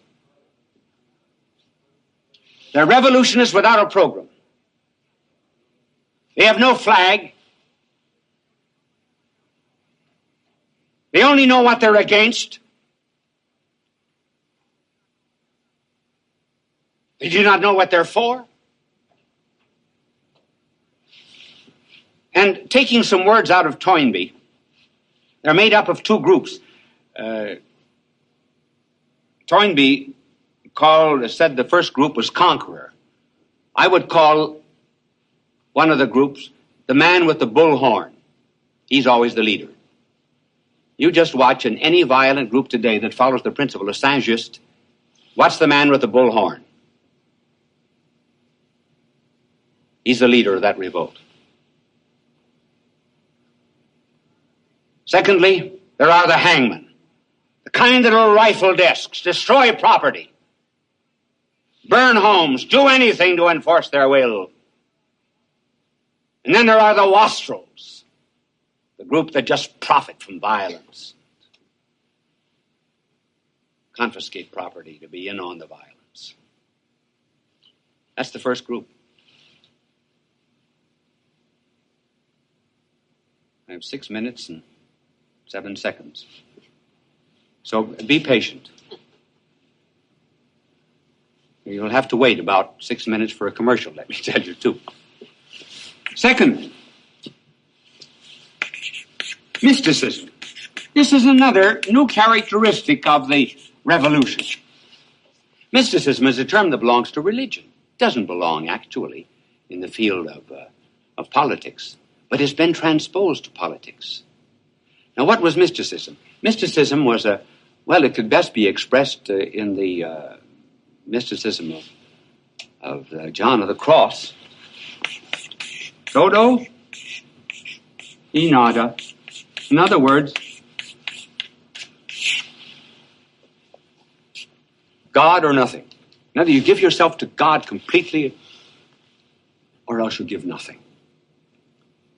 This was spiritual mysticism. The political mysticism is, of course, there is no God. It's my will or nothing. This is what the elite insists upon. No alternative, no compromise. So they would make, in this mysticism, a tabula rasa. They would wipe the slate clean of anything that opposes them. And then after they destroyed life and property, they would ask for an amnesty and immunity. Thirdly, this is not my term. You could very well accuse me of having invented it. I've often thought of giving a telecast on it, but the other day I went into the 10-volume history of Toynbee. And lo and behold, I found Toynbee saying that idea which has been in my mind, namely Satanism. Satanism is behind it too. This is the third characteristic of it. The world is built on order. There's a plan. So scientists are able to discover the laws of the universe. And in discovering the laws of the universe, men find harmony. This harmony and order had to come from somewhere. It came from God. What is the essence of Satanism? The essence of Satanism is the destruction of that order. The order of law, the order of morality, order of religion, the order of ethics, anything that you please. This is Saint-Just in our day. Believe me, fellow Americans, I tell you that before the flood, in the book of Genesis we read, and in the days of Noah, there was violence on the earth. All of the violence that happens in our country is a fever graph. Read it. And it points to a decay in our civilization. How are we going to get out of it?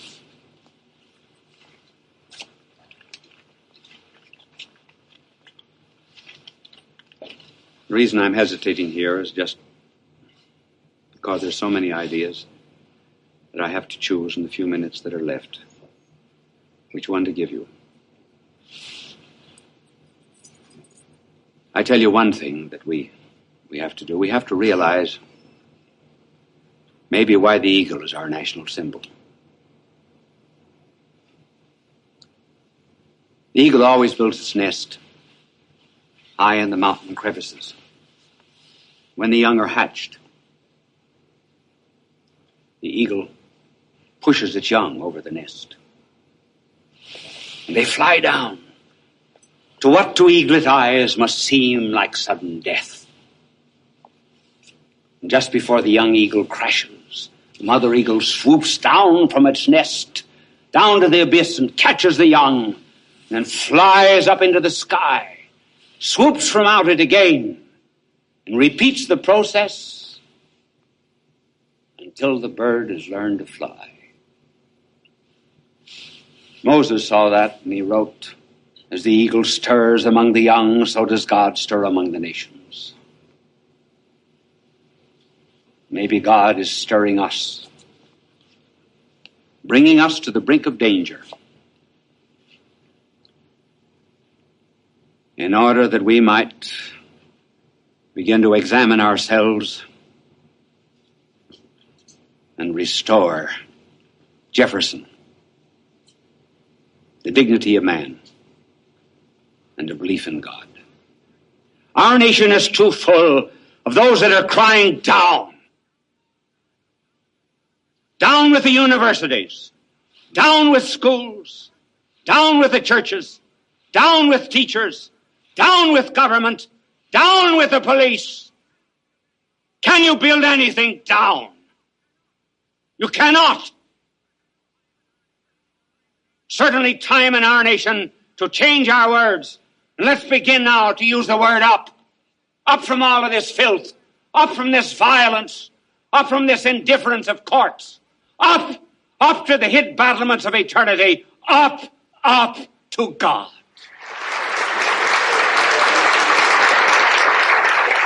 I got a half hour more to tell you about this subject, but we haven't time, so just bye now, and God love you.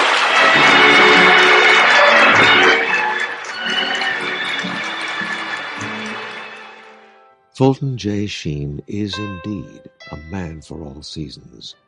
He walked a paced beat, allowing us to glimpse his nature and ponder its worth and to enjoy its presence.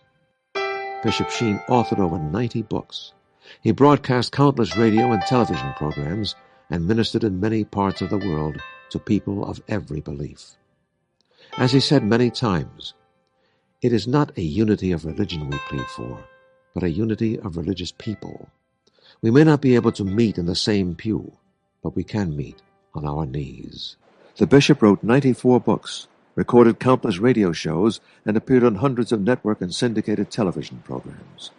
His legacy is a treasure of joy that transcends time and helps us to believe that truly life is worth living.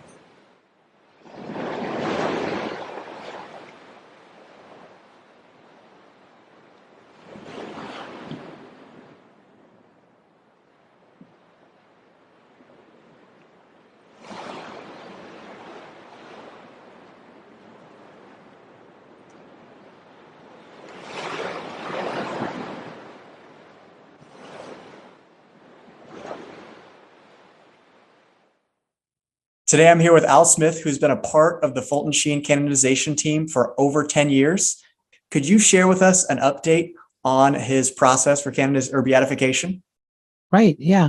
I think a lot of people have been waiting in the wings for a new date. And I try to say to people that in 2019, when the beatification process was paused, and this is not the first time we've had a pause in the beatification. Some people remember the wrestling over Fulton Sheen's remains. His body was entombed in New York City, and yet the petition was to bring his body to Peoria. And so there was a pause for a number of years as the courts wrestled over that issue. And then, of course, the cause was re-engaged when the body came to Peoria. And so this is something very similar. When there was the delay of the beatification mass, it wasn't a cancellation. It was a postponement just to make sure that everything was, I guess I would say, fine and dandy. I know in the New York State, many of the dioceses and, of course, the legislatures and the courts allowed people to come forward with any information they may have. And of course, here it is 3 years later, and there has been no news. There has been nothing negative that has come forward. And so we were recently at the Vatican, our group from Peoria, with meetings with the Cause for the Saints and the different delegations, and spoke to them and said, it's been a couple of years. I know we're giving everybody time, but there's been no negative news. So could you give us a new date for the beatification ceremony? And so we're just waiting for that now. Our meetings at the Vatican have been very positive. There's many people that want Fulton Sheen to be beatified, but because of the climate of the church and the sensitivities that are needed, I think people kind of accepted this delay.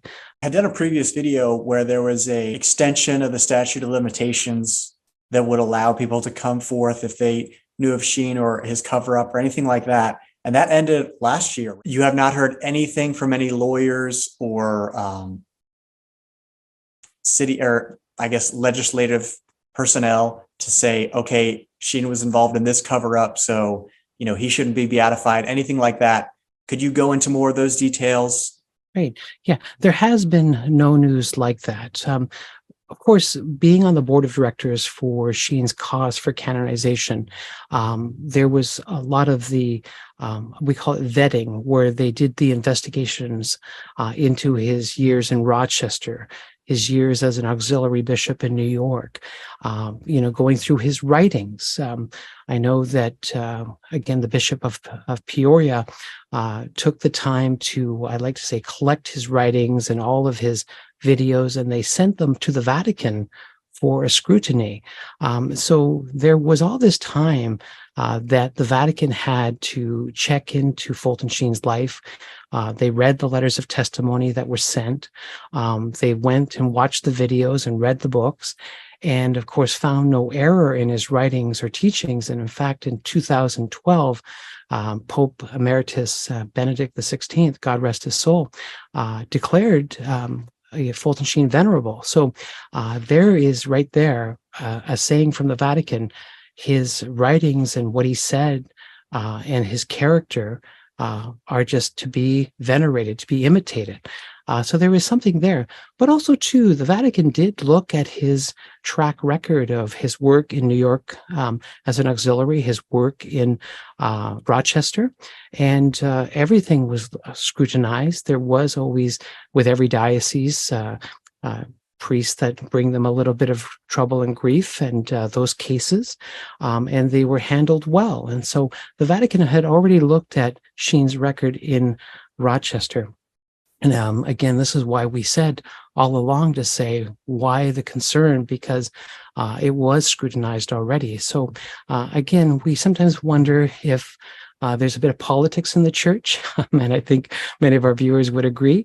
But again, I think we have to be charitable as best we can with this delicate issue, especially with the handling of priest cases, not just in the Diocese of Rochester, but all over the church. Can you talk about, I don't know if you were involved in his handling of priests and stuff like that. Can you share any examples, the things that may have been a worry that were cleared, I guess, and kind of ways that he really showed virtue as a bishop? Right. Well, when you become a bishop, you become an administrator of a diocese. And I know there's people that would say that Fulton Sheen, his role in those years of New York as an auxiliary bishop, and of course being on television, running the propagation of the faith and traveling all over the world, raising money for the poor and the marginalized, that kept him busy. And he wasn't really involved with the affairs of managing priest and diocese. But yet when he was assigned to become the administrator of a diocese and he became the bishop, it was a very challenging 3 years for Fulton Sheen. He said they were hard years. And of course, the many critics, when he would close a school down or close a church down, he was criticized. If he gave money to a certain cause, there was always the critics. And of course, he handled the difficult priest. He dealt with the seminary that needed help, cleaning it up to some degree. Yet, again, there was never a scandal that was made the papers or anything.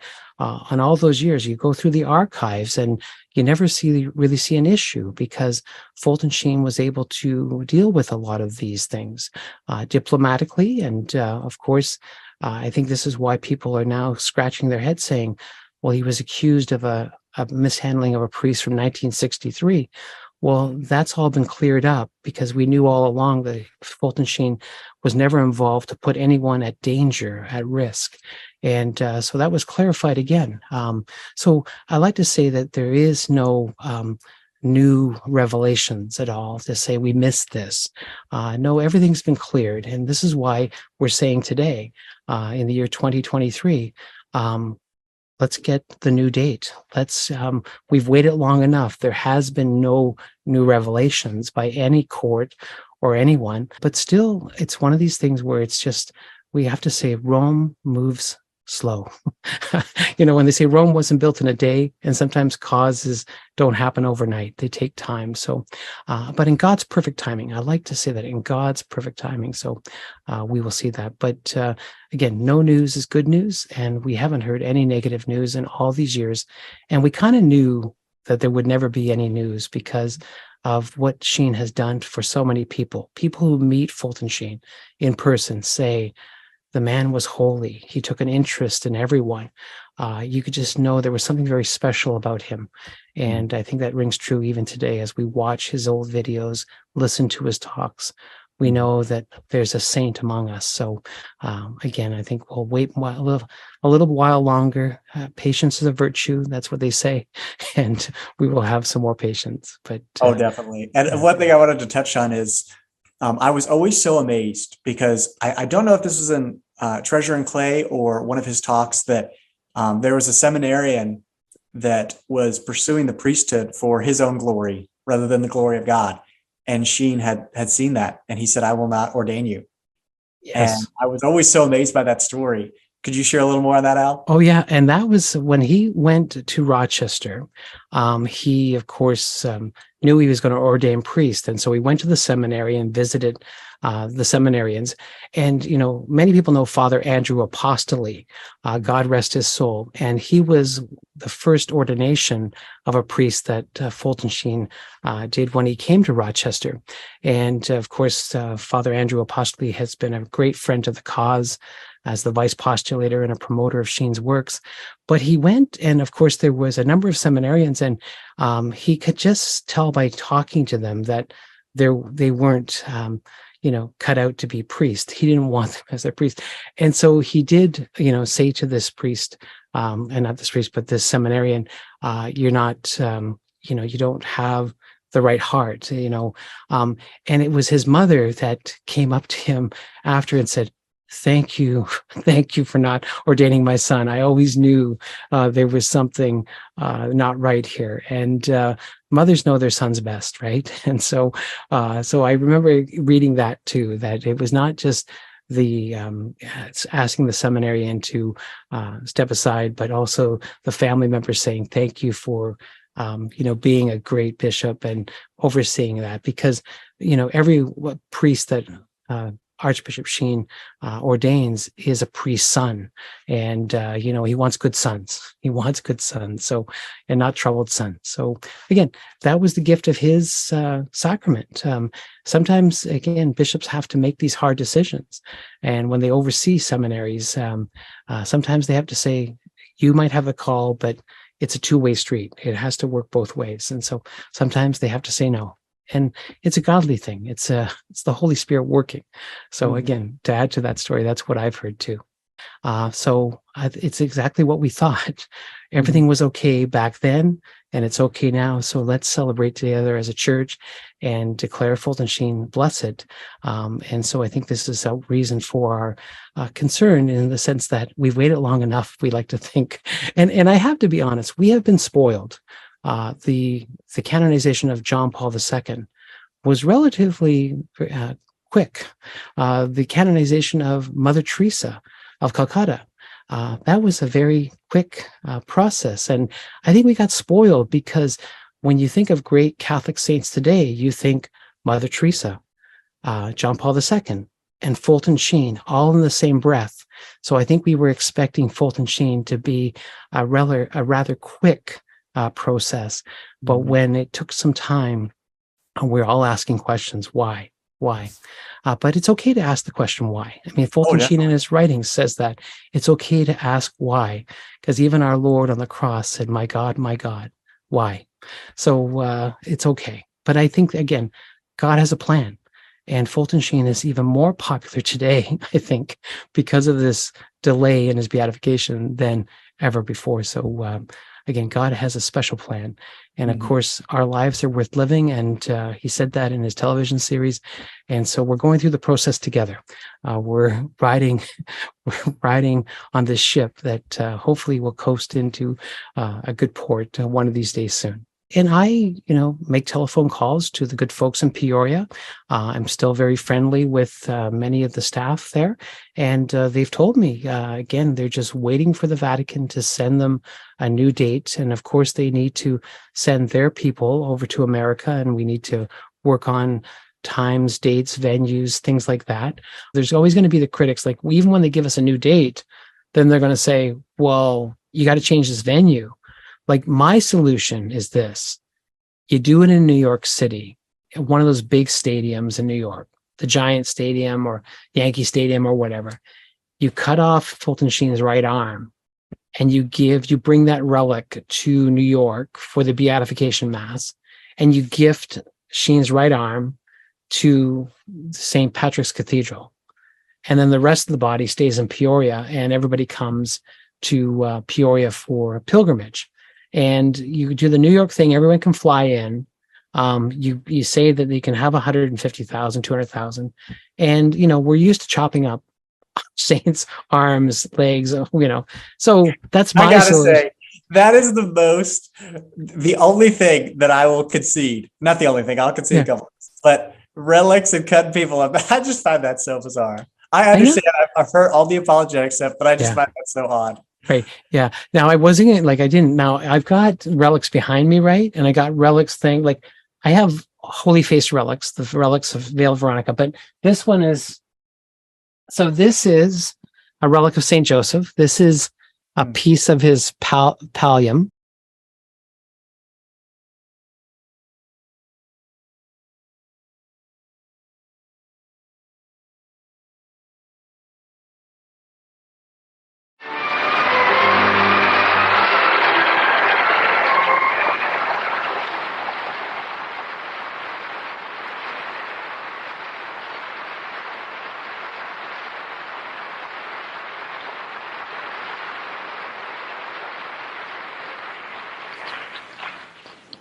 Friends, some time ago, a certain postmaster in the United States came to see me. He had received a letter that was addressed simply to the good Lord. So he brought the letter to me. Oh, do not be surprised that I'm addressed that way. You'd be surprised in how many American homes it is said, "Good Lord, is he on again?"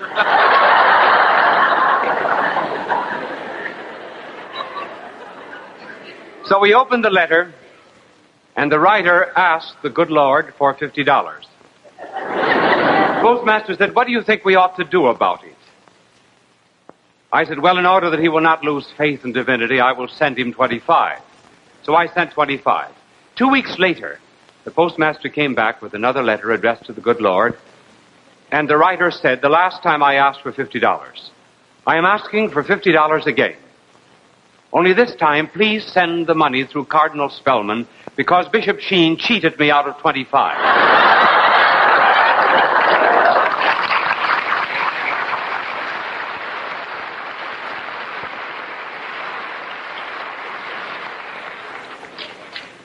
That experience creates the problem of who is the good neighbor. And once there was a lawyer who asked that question of our divine Lord.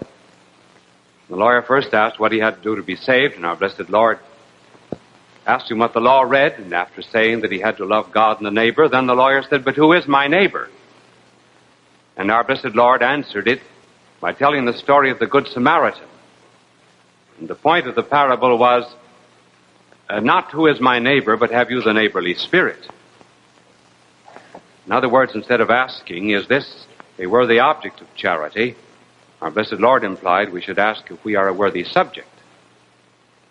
And that parable of the Good Samaritan, as the Savior told it, was about a man who went down from Jerusalem to Jericho. And one does go down from Jerusalem to Jericho. It's the distance of about 24 miles, and the descent is about 3,000 feet. Jericho is about 600 feet below the level of the Mediterranean. There's only one part in that road where there could possibly be an inn. There's only one place where there's water, and there's only one place where there's a plateau.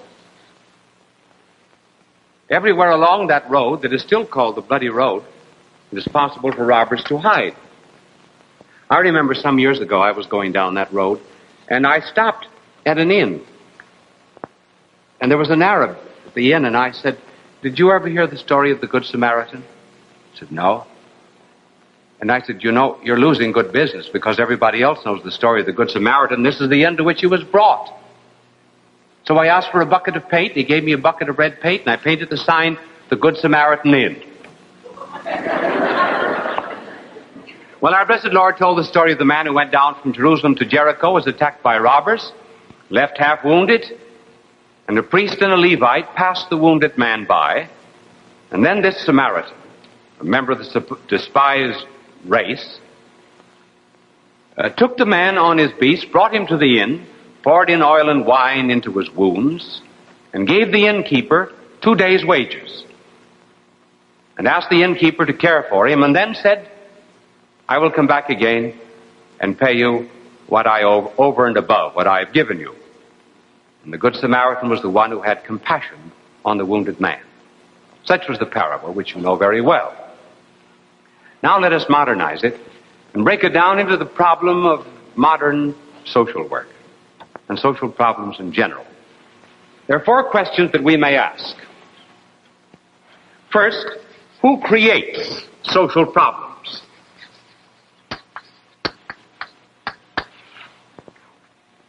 Secondly, who ignore social problems? 3, professional workers. And 4th, after professional workers, I should say those who work out of duty. And 4th, the real solution, which is love, in contrast with duty. First, who creates social problems? Well, the original social problem in this parable was created by an act of violence, namely the robbers. And almost all social problems today are created by violence. The Second World War of ours begot 63 million refugees, many of whom threw themselves upon the earth as something more friendly than the hearts of men. 2 million refugees have crowded out of the eastern zone of Germany into the western zone for aid. They were the victims of violence. 2 million Chinese have come down from communist China down into Hong Kong, where there's an attempt made now to care for them. It's interesting that all the refugees are out from the lands of communist violence. Nobody is a refugee going back into those lands. Not even the communists who are arrested when they're in this country and are offered an opportunity to go to Russia rather than to go to jail. They always say, no, sir, I'll take an American jail, but I'll not go back to Russia. And then there's another kind of violence that creates social problems. It's not those who steal possessions and lands, but rather those who steal from the young the image of God that is in them. The educators who tell them that they have no intellect, they have no will, they have no soul, that they're just beasts, animals. Well, if they're just beasts, we should not be surprised that they will grow up to act like beasts. They're robbed of a great spiritual heritage. These help create the social problem. That brings us to the second question, namely, who ignore the social problem? Well, the social problem is ignored, first of all, by the communists. The communist philosophy is this, and here I'm quoting Marx. A person of and by himself is without any value. Unless an individual belongs to the revolutionary class, he is without worth. Hence, communism is willing to liquidate millions of people. So long as that socialistic, communistic core or species continues to exist, they are the ones who pass by the wounded people of earth. They are the continuators of the priest and Levite who passed by the wounded man. And incidentally, I wondered what they did after they passed by that wounded man. You know what I think they did? I think they went either to Jerusalem or Jericho and reported the matter to organized charities.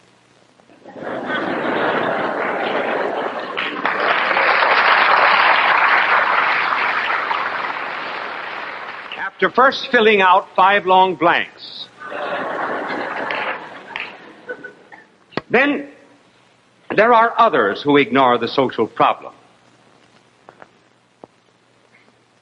There is a minority, and thank God it is only a minority in this country in the field of social work, who have been influenced by the Marxist or communist philosophy, and who believe that there are only social problems and not personal problems. They believe that you can manipulate society like you manipulate machinery. And once you understand social laws thoroughly, then all individual problems will be solved. This is not the truth. The only way one can ever remake society is by remaking persons. One cannot remake persons by remaking society, because society is basically made up only of individuals and persons. With this group who insist upon social control to the forgetfulness of individual control, insist that you always have to make long investigations before you can ever solve any problem. Hence the tendency today, even among foundations, to spend great fortunes making investigations, but not helping people directly. Now, it's all right to make investigations when the alternatives are unknown. For example, suppose you wanted to find out which do the American people like better, a singing commercial or a spoken commercial? Or a red commercial, that is, a red commercial or a blue commercial. The blue one is sung. Well, you would have to carry on an investigation to find that out. But when people are in need, when they're hungry, when they're unclothed, then one does not make an investigation. One first feeds and clothes them, cares for them, and then one finds out the number. That was what our blessed Lord did when he found the multitude in the desert. He said they were as sheep without a shepherd. And so he fed them all. And in feeding them, he discovered that there were 5,000. Some time ago, there was a picture magazine that carried a series of photographs of someone in the subway steps of New York. This individual was wounded or he fainted, and the photographer stood there for an hour. And he took pictures of everyone passing by this wounded man. The pictures appeared in this magazine in order to indicate that no one was interested in the individual. Why didn't the photographer help?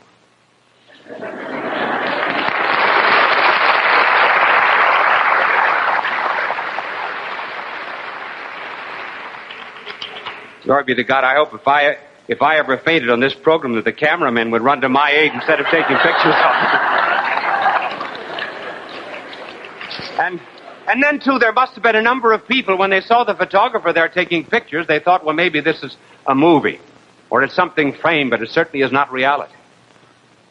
But these are the people who pass by the wounded of the earth because they're more interested in this fictitious social than they are in the individual and in the person himself. And that brings us to the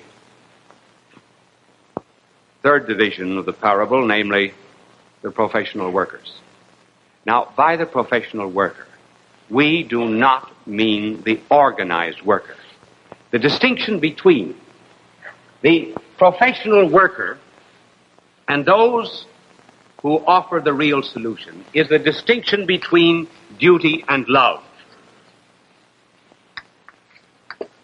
The professional worker is here understood as one like the innkeeper who receives a wage for doing great social work.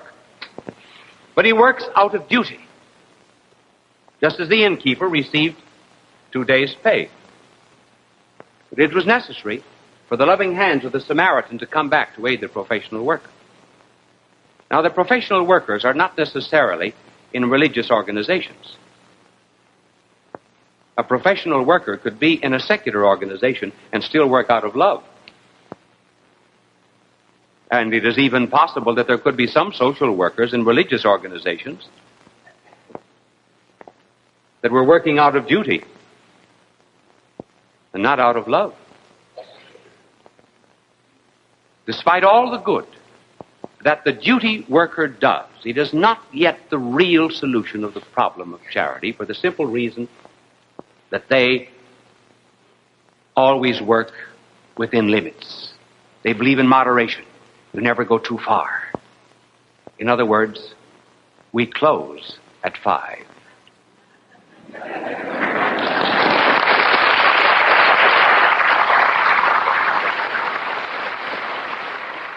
You say that there is that the family has not had food in 24 hours and you have no coal? Well, sorry, this is Washington's birthday, and call us on Monday and we will handle your case. There is apt to be that danger of moderation, which is not the way of love and charity. And incidentally, too, it is well for the people of a democracy to realize that they must not throw all the burdens of social workers, of social problems, upon professional workers and professional organizations. Suppose I had an automobile, and I gave the right to drive the automobile to the governor.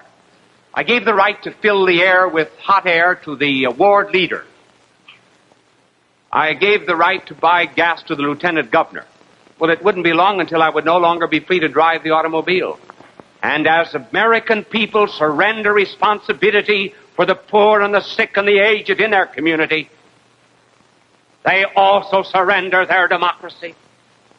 The best preservative of freedom in any democracy is a recognition that we all have responsibility to the poor, sick, burnt, anemic members of our society.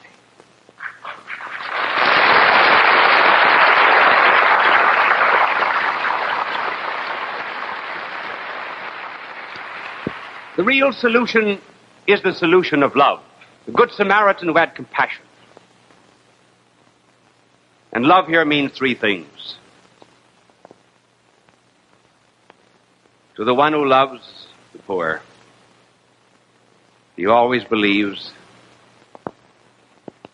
that the rich need the poor more than the poor ever need the rich.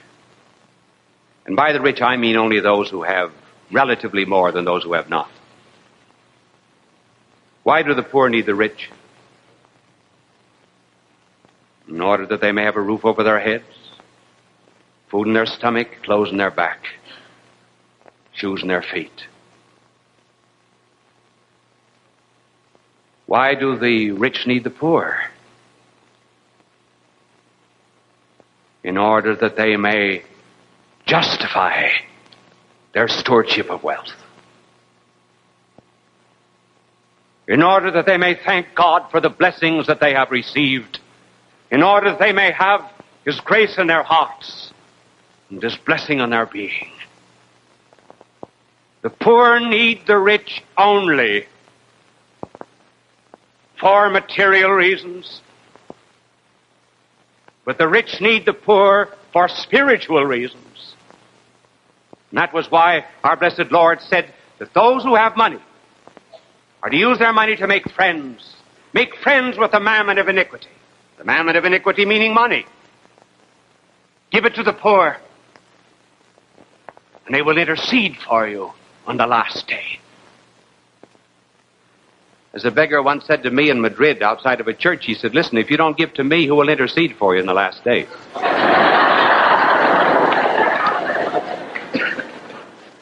And then those who love also have a different way of handling the poor than anyone else. This is the way most of our charity and philanthropy is. It's vertical. This is a house. It's a...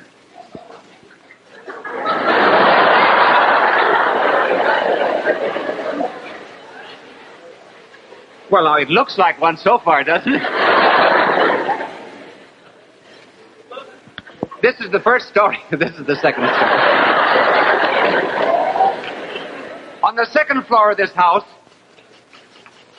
the rich live. That is to say, merely those who have. And down here is a poor family. Now, those who have, in most charity, will go down to the poor, supply their needs, nurse them, care for them. But after they have done that, they go back again to the comforts and maybe luxuries of their own home. That is not perfect love. Perfect love is rather horizontal. Here are those who have, And here are those who have not. In real love, those who have pass over to those who have not, and they never again come back. They stay there until they have been relieved of their sorrow or their pain or their poverty. Just as our blessed Lord came down to this earth, crossed from the line of innocence over to the line of sinners, stayed with them, suffered with them, died for them, until he finally redeemed them. This is the kind of love that missionaries have, that will become citizens of the country in which they are missionaries, in order to better share the problems and woes and sorrows of the people for whom they care. This is the love of saints, the love that transforms the world. And finally, those who love know that everything must be done for a divine motive. To give a drink of water in his name. And on the last day, even the great lovers of the poor will be surprised. For on that day of the great assize, when God judges them, even the just, the saved, the great good social workers will say, will ask our Lord a question when he will say, I was hungry, and you gave me to eat. I was thirsty, and you gave me to drink. I was naked, and you clothed me. I was sick, and you cared for me. I was in prison, and you visited me.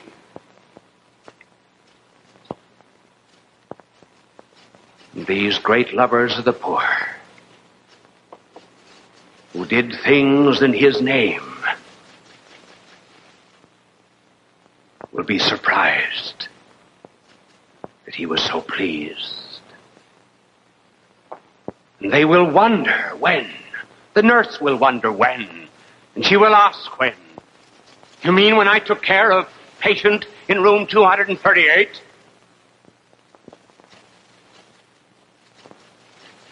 You mean this file number 164? I cared for you. And the Savior, when they ask when, will say to them,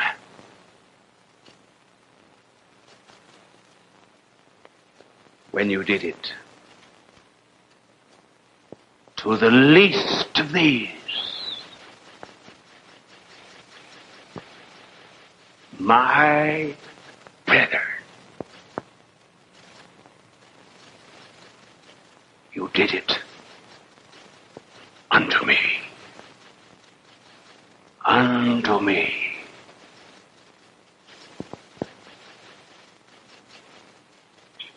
When people die, their friends ask,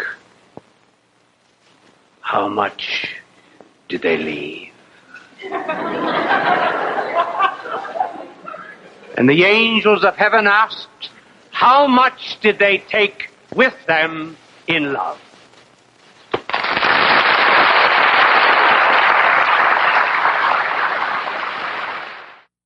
It began here, in the upper room, 2,000 years ago. This is my body. This is my blood. Remember me. In a garden he prayed to his Father on a night of betrayal, torture, death, far from Galilee. When taken from his rack of torment, in a borrowed grave he lie. On the third day the angel said, he has risen. He did not die. After sharing with friends, he rose to the Father, leaving his spirit love to guide our journey. For he is the Alpha and the Omega, the beginning and the end, together again. People of all faiths recognized Bishop Fulton J. Sheen as one of the greatest communicators of the 20th century. He was born in El Paso, Illinois, in May of 1896. As a young boy, he knew he wanted to be a priest. He served as an altar boy at St. Mary's Cathedral in Peoria, Illinois. At St. Viator College, his education and debating skills taught him the skills he used throughout his life. His unique ability at being natural and at ease in front of any audience was noted early in his ministry. He was ordained in 1919 and went on to become one of the best-known and greatly loved priests in church history. He wrote 96 books and hundreds of articles and columns. He broadcast numerous radio and TV programs. People from all faiths watched him on television because he spoke to every man. They always waited with joy for his goodbye, his blessing, God love you. It continues to give us joy and memories. Bye now, and God love you. Bishop Fulton J. Sheen went to be with the Lord in December of 1979. Fulton J. Sheen, requiescat in pace.